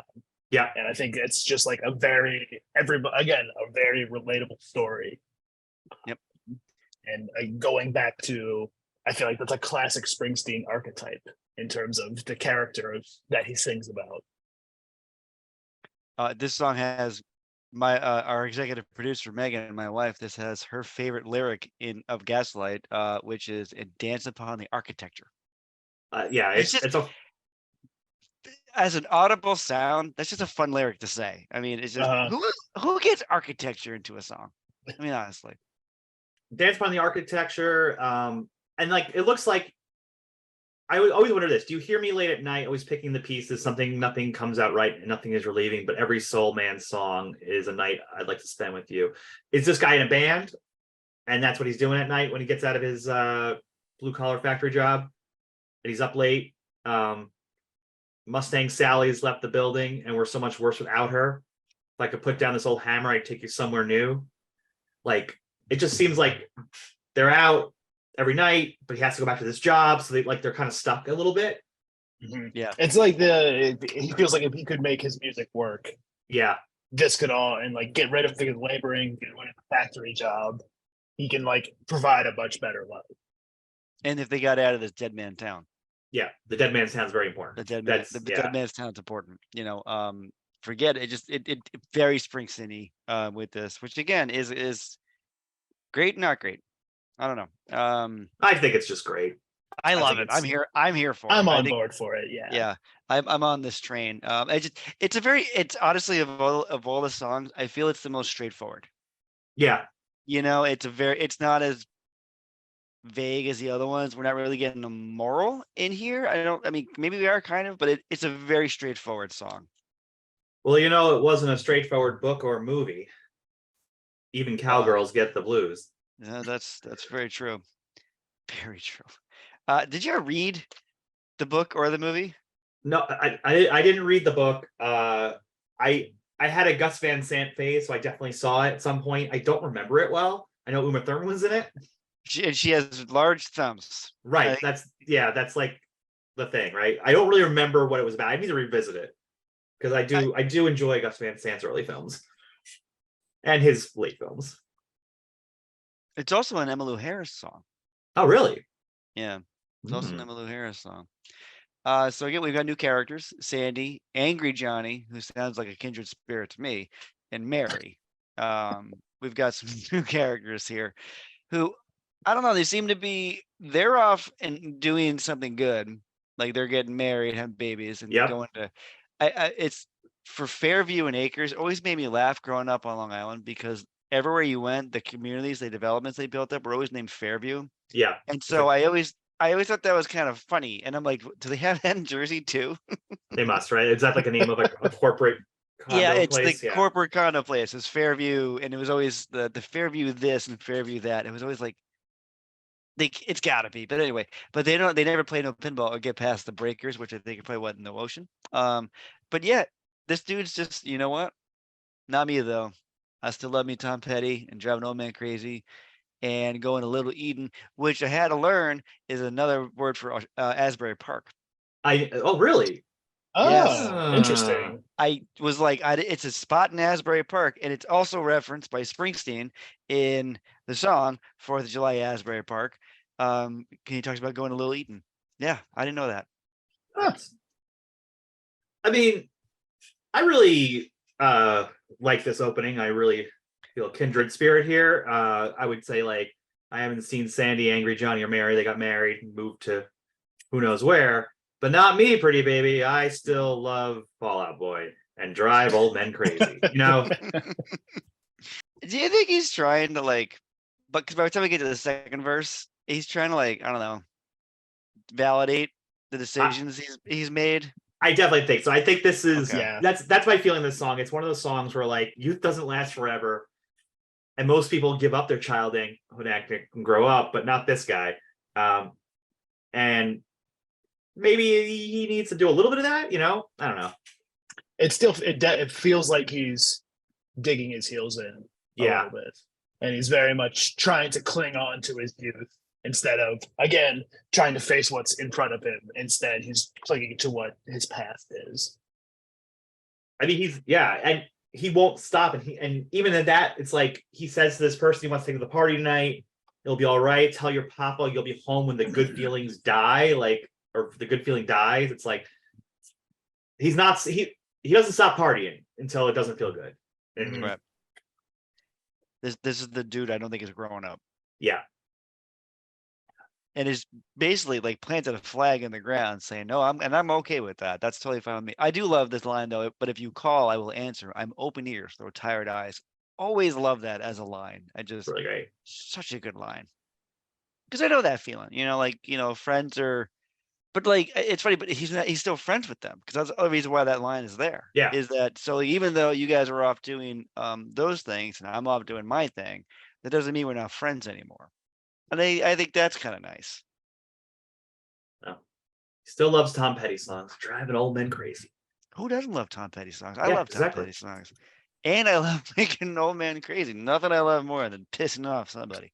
Well, remember that time you called out that old man and said, "Meet me by the river's edge for a fight"? I did. I was like, brother, you better meet me for that fight by the river's edge. Wow, that's weird. The next song is called "Meet Me by the River's Edge." That is the street. What a weird thing of happenstance. I don't even know what to do with that. Well, I guess we should talk about it. I guess we should talk about that. I like the opening of this song with him just kind of coming on, palm muted, just saying he was 28. I like, it's a song about like grit. And I feel like that's a song that the album's been about that. But like pounding sweat beneath these wheels, we tattoo lines beneath their skin. So we're getting tattoos. But no surrender, my Bobby Jean. Let's get 2 references to Springsteen in one line. I love that. I would just like to say, as we enter these final 3 songs in the album, I'm just gonna warn you all. I think this is my favorite sequence of the entire album. And I was gonna say it's very close to the top, like those front 2 albums. The front 2 songs. Yeah, it's like the top, and now here it's like.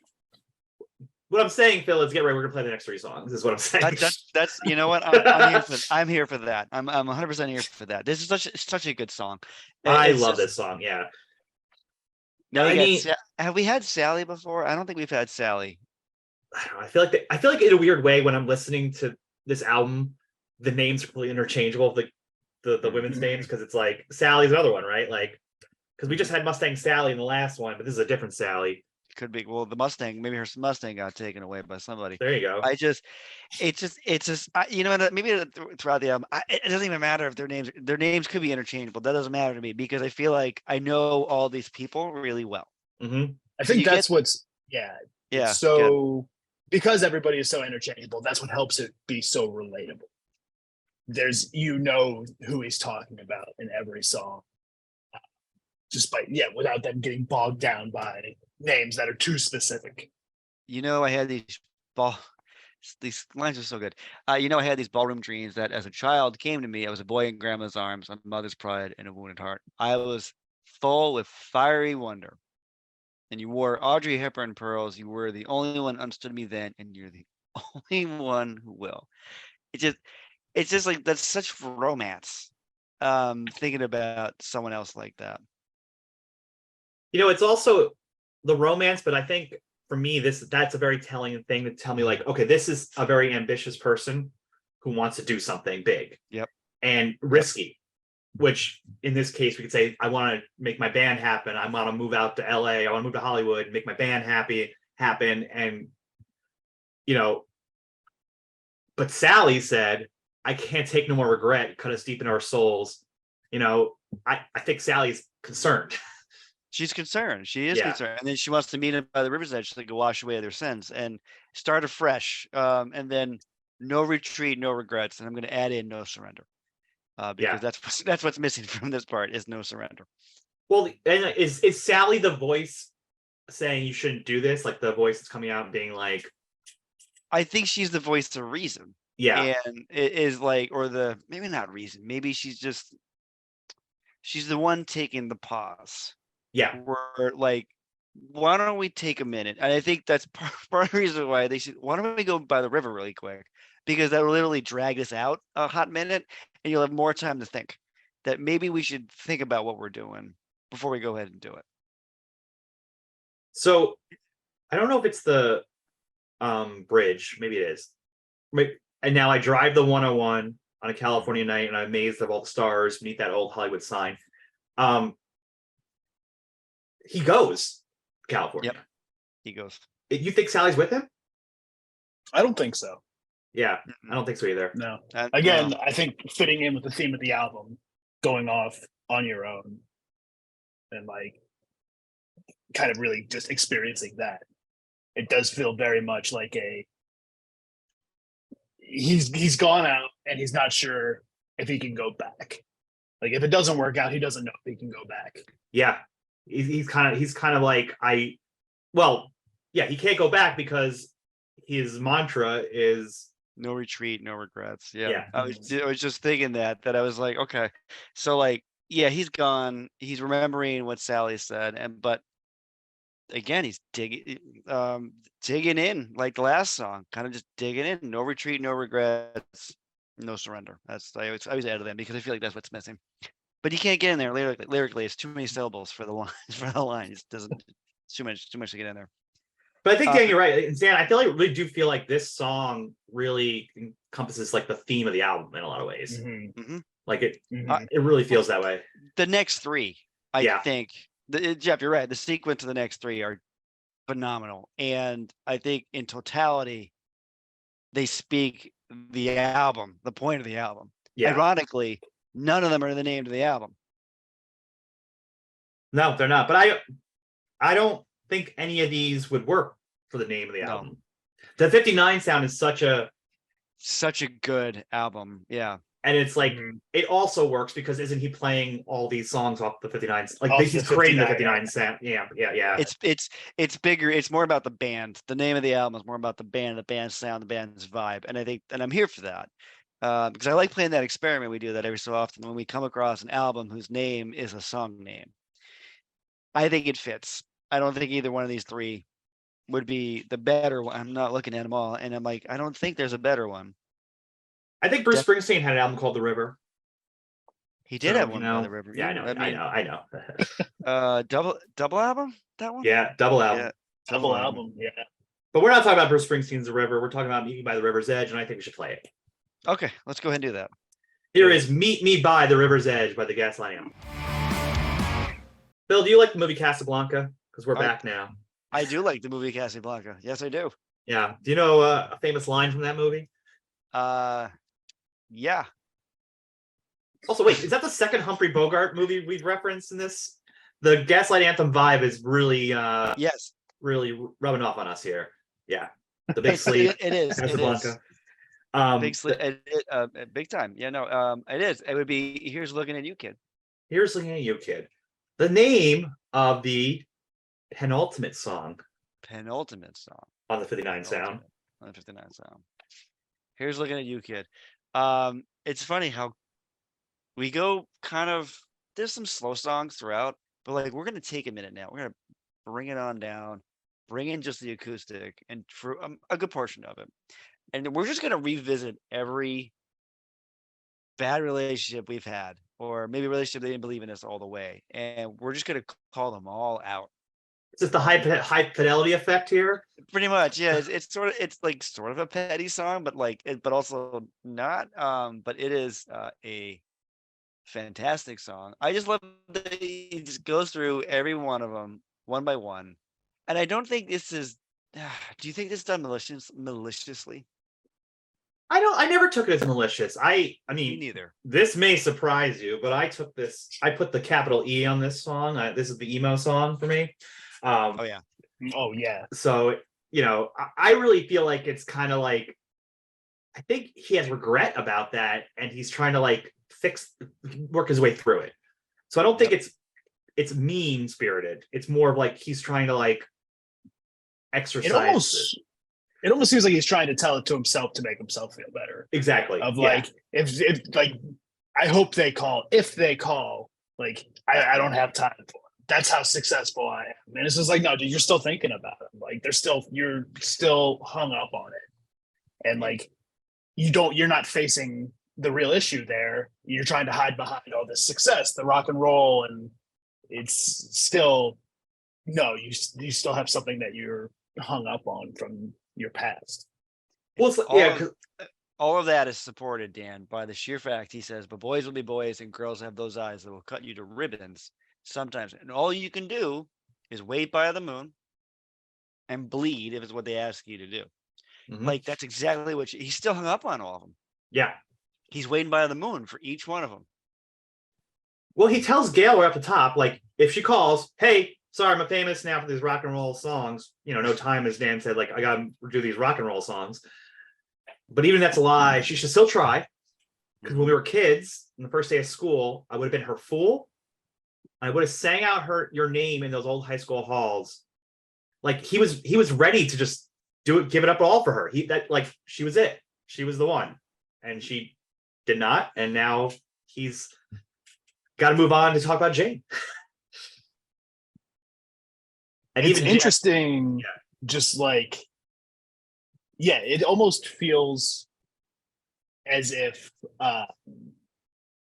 he's like, this is the life I have, but I would have given it all.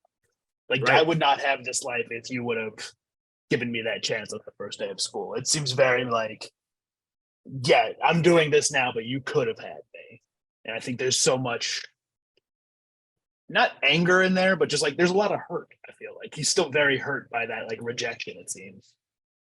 Well, I think and he employs the same kind of like system to deal with Jane, where he's like, if she writes, I'm hanging out and getting drunk at the stars and crazy Hollywood nights. I'm out in Hollywood. I don't need her. And then he's like, immediately he's like, that's a total deceit. He wishes she married him, but she didn't. I don't know if he actually proposed or not, but he did spend his youth on the floor bleeding out from the wounds, he says. And then he says, but man, if she had just done it, I would have gotten her out of that town she despised. So that makes me think that Jane is still back home. Yeah. And he's like, if only we could have gotten together, I could have saved her. And the same with Anna, that but she's off with the cool though, so maybe things are okay. But I know this feeling though. I used to wait at the diner a million nights without her, and praying she won't cancel one more time, because obviously that's why he waited a million nights, is because she kept canceling. And this is probably I have to say, I think my favorite line he ever wrote in this whole album is, and the waiter served my coffee with a consolation sigh. I mean, that is so much information in a very short amount of time. Like, this waiter has seen this a bajillion times, and it's just this constantly. God, it's such a good line. It's perfect. And also, Phil, I just have to point out, this is like in this Millennial Diner.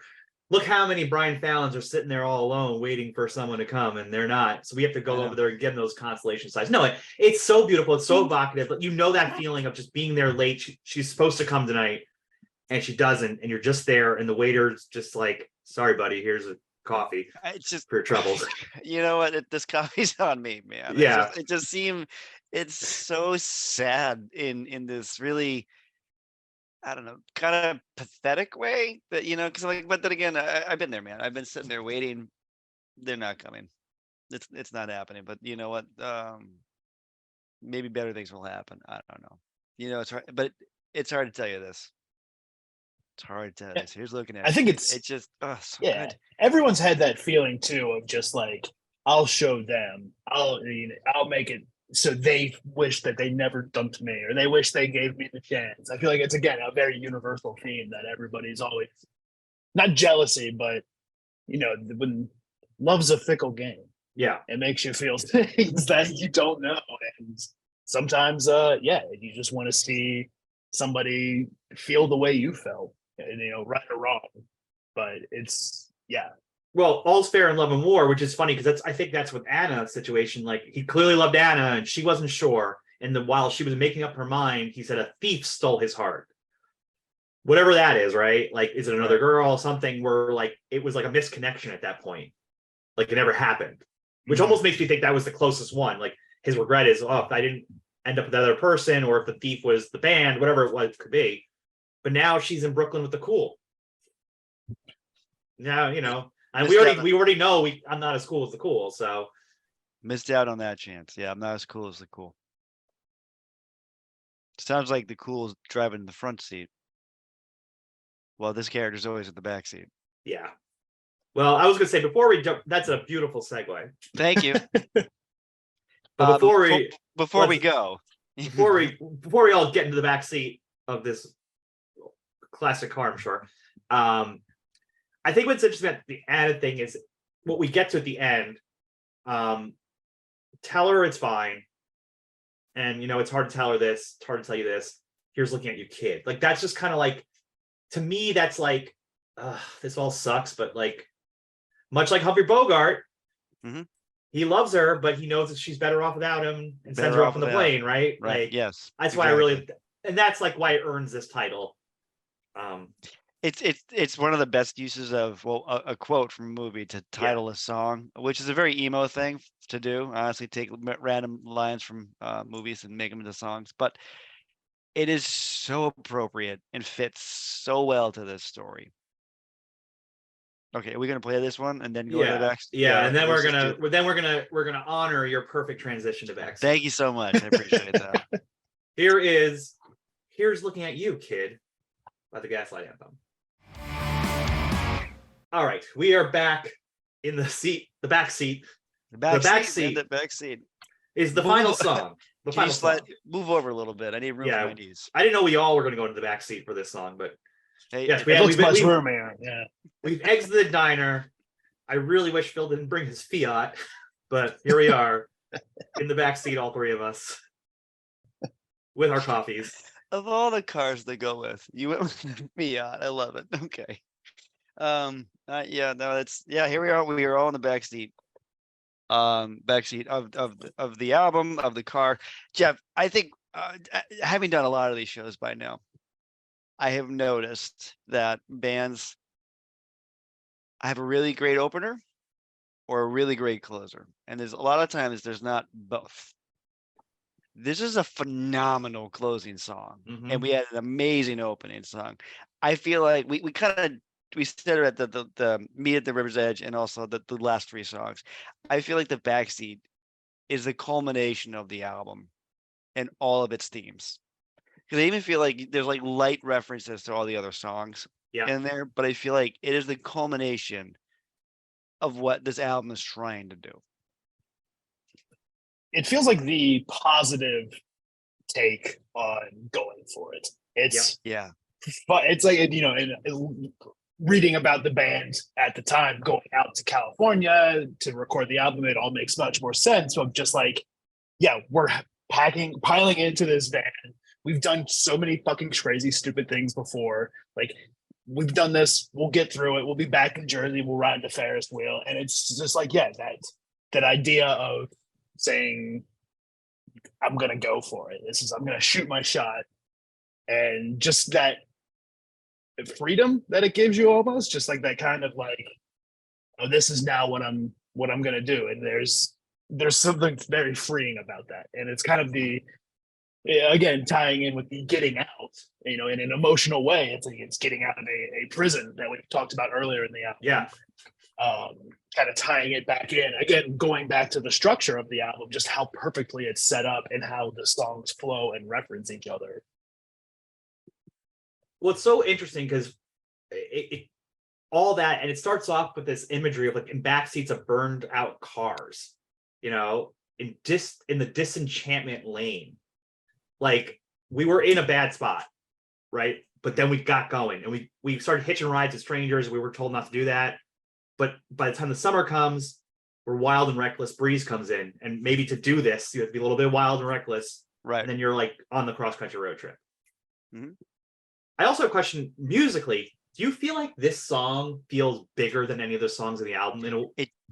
Yes, 100%. Yes, I feel like this is a very big song, and I don't even know why I feel that way. It's just it feels like, I get oppressive as a word. Like, I feel like when it plays, it is so heavy and like and like it kind of makes you stop. You have to stop and listen to it. It is like, I don't know if it's the urgency in it or what, but I feel like it's the biggest song on the album, which is saying a lot, considering a lot what's come before this. The 11 songs in front of it are all great songs.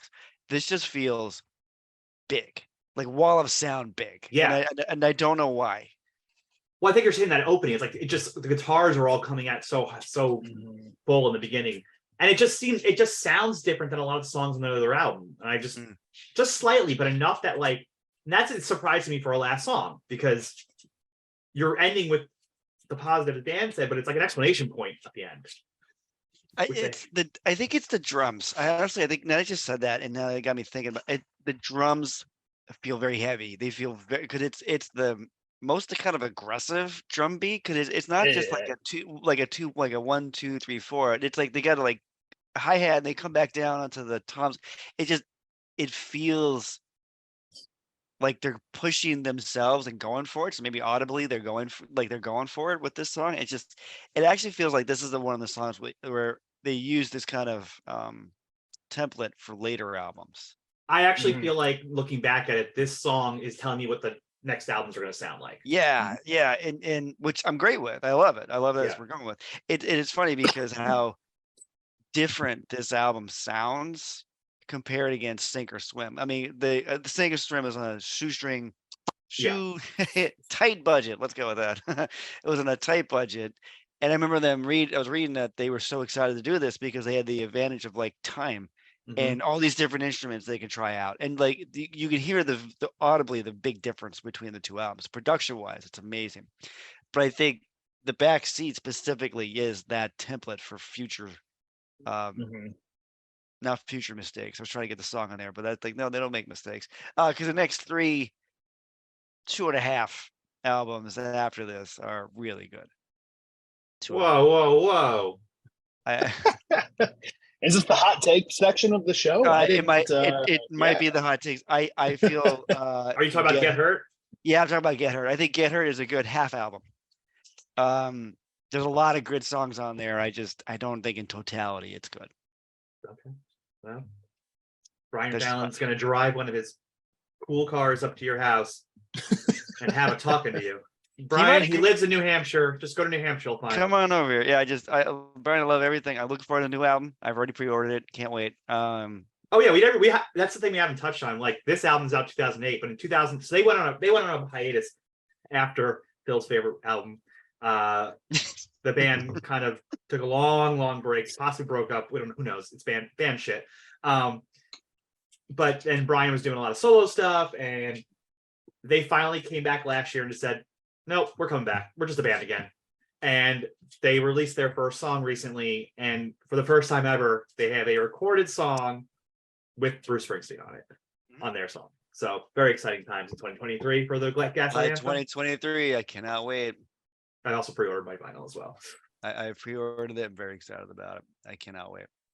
I think Brian even said that he feels like Get Hurt wasn't as good as an album as it could have been. You know what? I don't mind a band trying something. No, they tried. If they never got back together, I would have been bummed by it. But now that they're back and they're like just cruising in their Gaslight Anthemness, I'm excited just to have them back. And there are some jams on that album for sure. There are some jams on it. I looked it up on Wikipedia because I'm like, no, I know he's even said that. Brian said there's no new music because that's all. When the book is over, it's over. Now I have like 4.5 records I'm really proud of. Okay. Wow. I mean, if he's an honest guy. Get Her is going to be a whole nother Get Hurt episode now. But I save it for the Get Hurt episode, of course. Spoiler alert, I don't like a lot of those songs. That'll actually be easier for me to pick out the song I'm going to skip. Versus this album, this was nearly impossible for me. I don't know what to skip. Yeah. It's a hard one. It was like picking between children. I'm gonna buy you. Oh, sorry, go ahead. No, you good. No, I was gonna buy you some time. I just want to point out before we get into this part of it, real quick. This verse of "And in the wild desert sun, we drove on straight on through the night. We rode the fever out of Austin, dream of California lights." Just that feeling of like franticness of like the fever. Like we're just getting across the country, and we're trying to get, eventually. They get to like Santa Ana, which is just south of Los Angeles. So I don't know. This song, I'm with them on this journey, and I'm excited for them by the end. Let's go for it. Let's do this. Yeah. We've done 11 songs of what could be, and a lot of I wish I did this, I wish I did that. So let's just go for it. Let's try. let's go for it. Play the back seat, and then we can do the hard jobs. Oh, let's do the hard. All right, that sounds right. good. Back here comes the backseat. Here is the last song on the 59 sound, The Backseat. That was the album. Bill, Let's do this. We did it. Let's try our best to handle this because I'm not gonna lie. Wait, can I ask Flo for another? Yeah, go ahead. Plate of pickles. Another dish of pickles. Only if she gives you with a consolation sigh. Flo always does. She's not happy to be here. No, I'm not happy to have to make decisions on this one. We've done a lot of these shows, and I'd say right now this is probably the hardest it has ever been for me to do this. So here we go. Jeff, I'm going to start with you. What do you think is the best song on the album? Here's Looking at You, Kid. I just went with my heart. I went for the emo song. It's really hard because there's a handful of songs that I think that are my favorite, but no, I think that one just hits me in the feels, so that's the one I'm going with. It's great selection. It's a great choice. Dan, what do you think is the best song on the album? The Backseat. I think not only is it a strong closer, I think it's the best song they've written, and like the last 20 seconds of that closing the song never fails to make the hair on my arms stand up, and that's truly something special in that song. Dan, you're 100% right. It's the Backseat. It's the best song on the album. It's the best song on the album. I have written down Great Expectations. I crossed it out. I wrote down 59 sound. Crossed that out. And I was like, no, it's the Backseat. It's the one I always go back to. Is the Backseat. It is such a. You said it's so great, Jeff, that it feels bigger. It feels like the biggest song on the album. Like they're carrying that weight the whole time to get to this song. Okay, Jeff, what is the song you were going to skip on? You were like, you know what? I'm going to skip this one to go to the next one. You know what? It's hard, but I think Even Cowgirls Get the Blues might be the only time the album, and it might be because it's right before the final three, where I'm kind of like, let's get through this one. That's it. And it's probably sequencing. It has the bad luck of being before the final three. Dan, what about you? The song you're going to skip. I think I would agree with Jeff.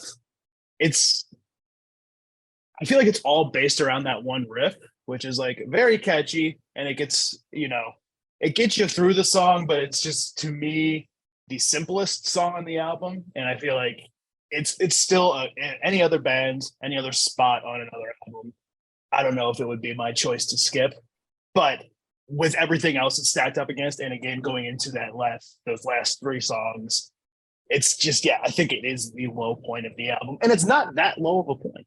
Right. No. That's, like I said, this was an extremely hard one to actually figure out. It was definitely a situation of what you got to start comparing songs to each other, and then seeing what keeps getting to the bottom. And Dan, you were right about the riff, and Jeff, you guys are both right. It's the weakest one, Even Cowgirls. It probably has the best riff on the album, but then it's just lyrically, it's just not as. I don't think it's as tight as the rest of the album. And Dan, great point. Any other album, this probably would have been one of the highlights of it. But it's such a good riff. That riff is amazing. It's it's not what I want from the album, I guess. It feels a little out of place in that way. It feels stacked against the other ones. That's where I feel like it's just the one that's not that it's bad. It's not the worst. It's just we're gonna skip that one. Go to the next one. All right, Jeff, what is the song people are sleeping on? Well, once again, this has happened to me. This happened to me before. You guys blew up my sleeper song because you made it your best song. So clearly no one's sleeping on it. But I don't care. I'm sticking with it. No, I should I go with it, or we've done this before. This happened to me before. Should I just pick something else? No. Go with your gut. So you say Backseat was the. Well, only because it's the last song, and I feel like in an album sometimes we forget about the last song, or sometimes it's the best song. But I also feel like Meet Me Out of the River's Edge could be there. No, I'm going back. Let's erase. Oh, we're going back. Okay. What are we making it now? The Patient Ferris Wheel. Oh, I think that's one slept on, and it's a very strong song. very strong song. And It kicks is. off the side B. I like it's a good start to side B. I appreciate that. All right. I love the breaking out the white out, putting that Yeah. over. Now we're gonna go back and redo it. All right. Dan, what is the song people are sleeping on? Jeff blew up my spot as well. I think it's the Patient Ferris Wheel too. Just like the Dickie Betts backing vocals are so fun. It's got a great little chorus to it. I could almost see it as an opener of the album, and it opens side B, but like the sides of the album feel very complete. So in a sense, it does work as opening, the next chapter of the album. But I think, there's just I think it's not given the respect that it deserves. I know Dickie's a little controversial now, which is a bummer. So. Right. Oh, I didn't know that. Oh. That was like the reason behind the Boston's breaking up, I think. Essentially, essentially, he's a little. We don't know how we feel just yet. Oh yeah. Well, but on this song, it's fantastic. I think I love the addition of. I think his voice plays so well with Brian's voice that they both kind of have those raspy, gravelly voices in different registers. The little riff, I love it. Jeff, I'm gonna return the favor. Because I think the sleeper song is "Here's Looking at You, Kid." I think that's the sleeper song. It's just, it is. It's to me, it always has been. It's always the one. It's funny. It's the song ever since I listened to the album. It's the one I gravitated the most toward. And I don't know if it doesn't get as much play because it's not a big song. It's not a big rocking song. It's just this quiet little thing. And I think often it gets overlooked because the last song is just that good. And the one before that is just that good. So it's like this kind of quiet piece between the last three songs. And for that, I always feel like it's the sleeper song. But then you said it. You think that's the best song. So I love the fact that you said that. I'm picking good ones. So Here's Looking at You, Kid. It's fantastic. Yes, that's the album. That is the album. But I had my pizza burger was fine. I'm not gonna lie, it wasn't great. I really wish it was, one of Dan's Cincinnati Kids burgers. Is there anything you could tell us about the Cincinnati Kid burger? Where people can look up how to find them when they're in LA, when you're doing pop-ups and stuff? Yeah, we're on Instagram, Cincinnati Kid Burger Co. Popping up around breweries mostly. It's just a very DIY idea of bring tables and a grill and set up. And food has always been a way to communicate for me in terms of like, this is something I can offer the world. So being able to take something like Cincinnati chili from back home and incorporate it into like the burger culture of Los Angeles has been very cool. And I feel like it's nice tribute to both of my hometowns, if that makes sense. But follow along, come by, mention if you heard it on the show, give us a mention, get you a free cheese coney. Ooh, hot dog with some chili on it, some cheese. It's fun. It's I don't know if side hustle is the right word, but I'm all about finding ways to make money off your hobbies. Exactly. Yeah. Labor of love. Yes, exactly. Labor of love. Thanks for coming on the show. Thanks for having me, guys. This was fun. I'm glad you came on the show. I'm going to do a couple quick things. Thanks to hang on, I lost track of my thought. Thanks to our executive producer, Megan, my wife, who listened to the album with me earlier today and reminded me how often we used to play this on road trips and like would always have fond memories. I think she even said that I have fond memories of every song, which kind of made my day to think about that again. So that was nice. Follow us on let's see, we're on Instagram, we're on Facebook, we're on the Threads, although I don't do much with Threads. But again, we're on them, so follow along. Make sure you write some comments, like, subscribe, and comment. That's what I'm supposed to say. That's a standard thing because that way we'll interact with you. Often Jeff and I will interact with whoever writes something. Jeff, can you tell me how easy it is to make a podcast on Spotify? Yeah, podcasting for Spotify is a very easy platform. That's why we love to use it. We could put songs in. You could do the same thing. You could make a film noir / Miles Davis / Bruce Springsteen / Ferris Wheel podcast and just fill it up with songs by Bruce and Miles Davis. Whatever you need to do. About Ferris wheels? it's what I would imagine. All four of those are the topics that you talk about. Gotcha. Okay, Different Okay. different features of the podcast. Call that show. Phil, I'm not. I The can't. Patient Ferris wheel? No. I'm not gonna, can't do it. Can't do it. Phil, we can't give them a name. They have to work that. They have to figure that out themselves. Well, at least maybe we can do the trademark on it if we actually name it for them. Well, anyway, Anyway, I just have one last thing to say. Here's looking at you, Phil.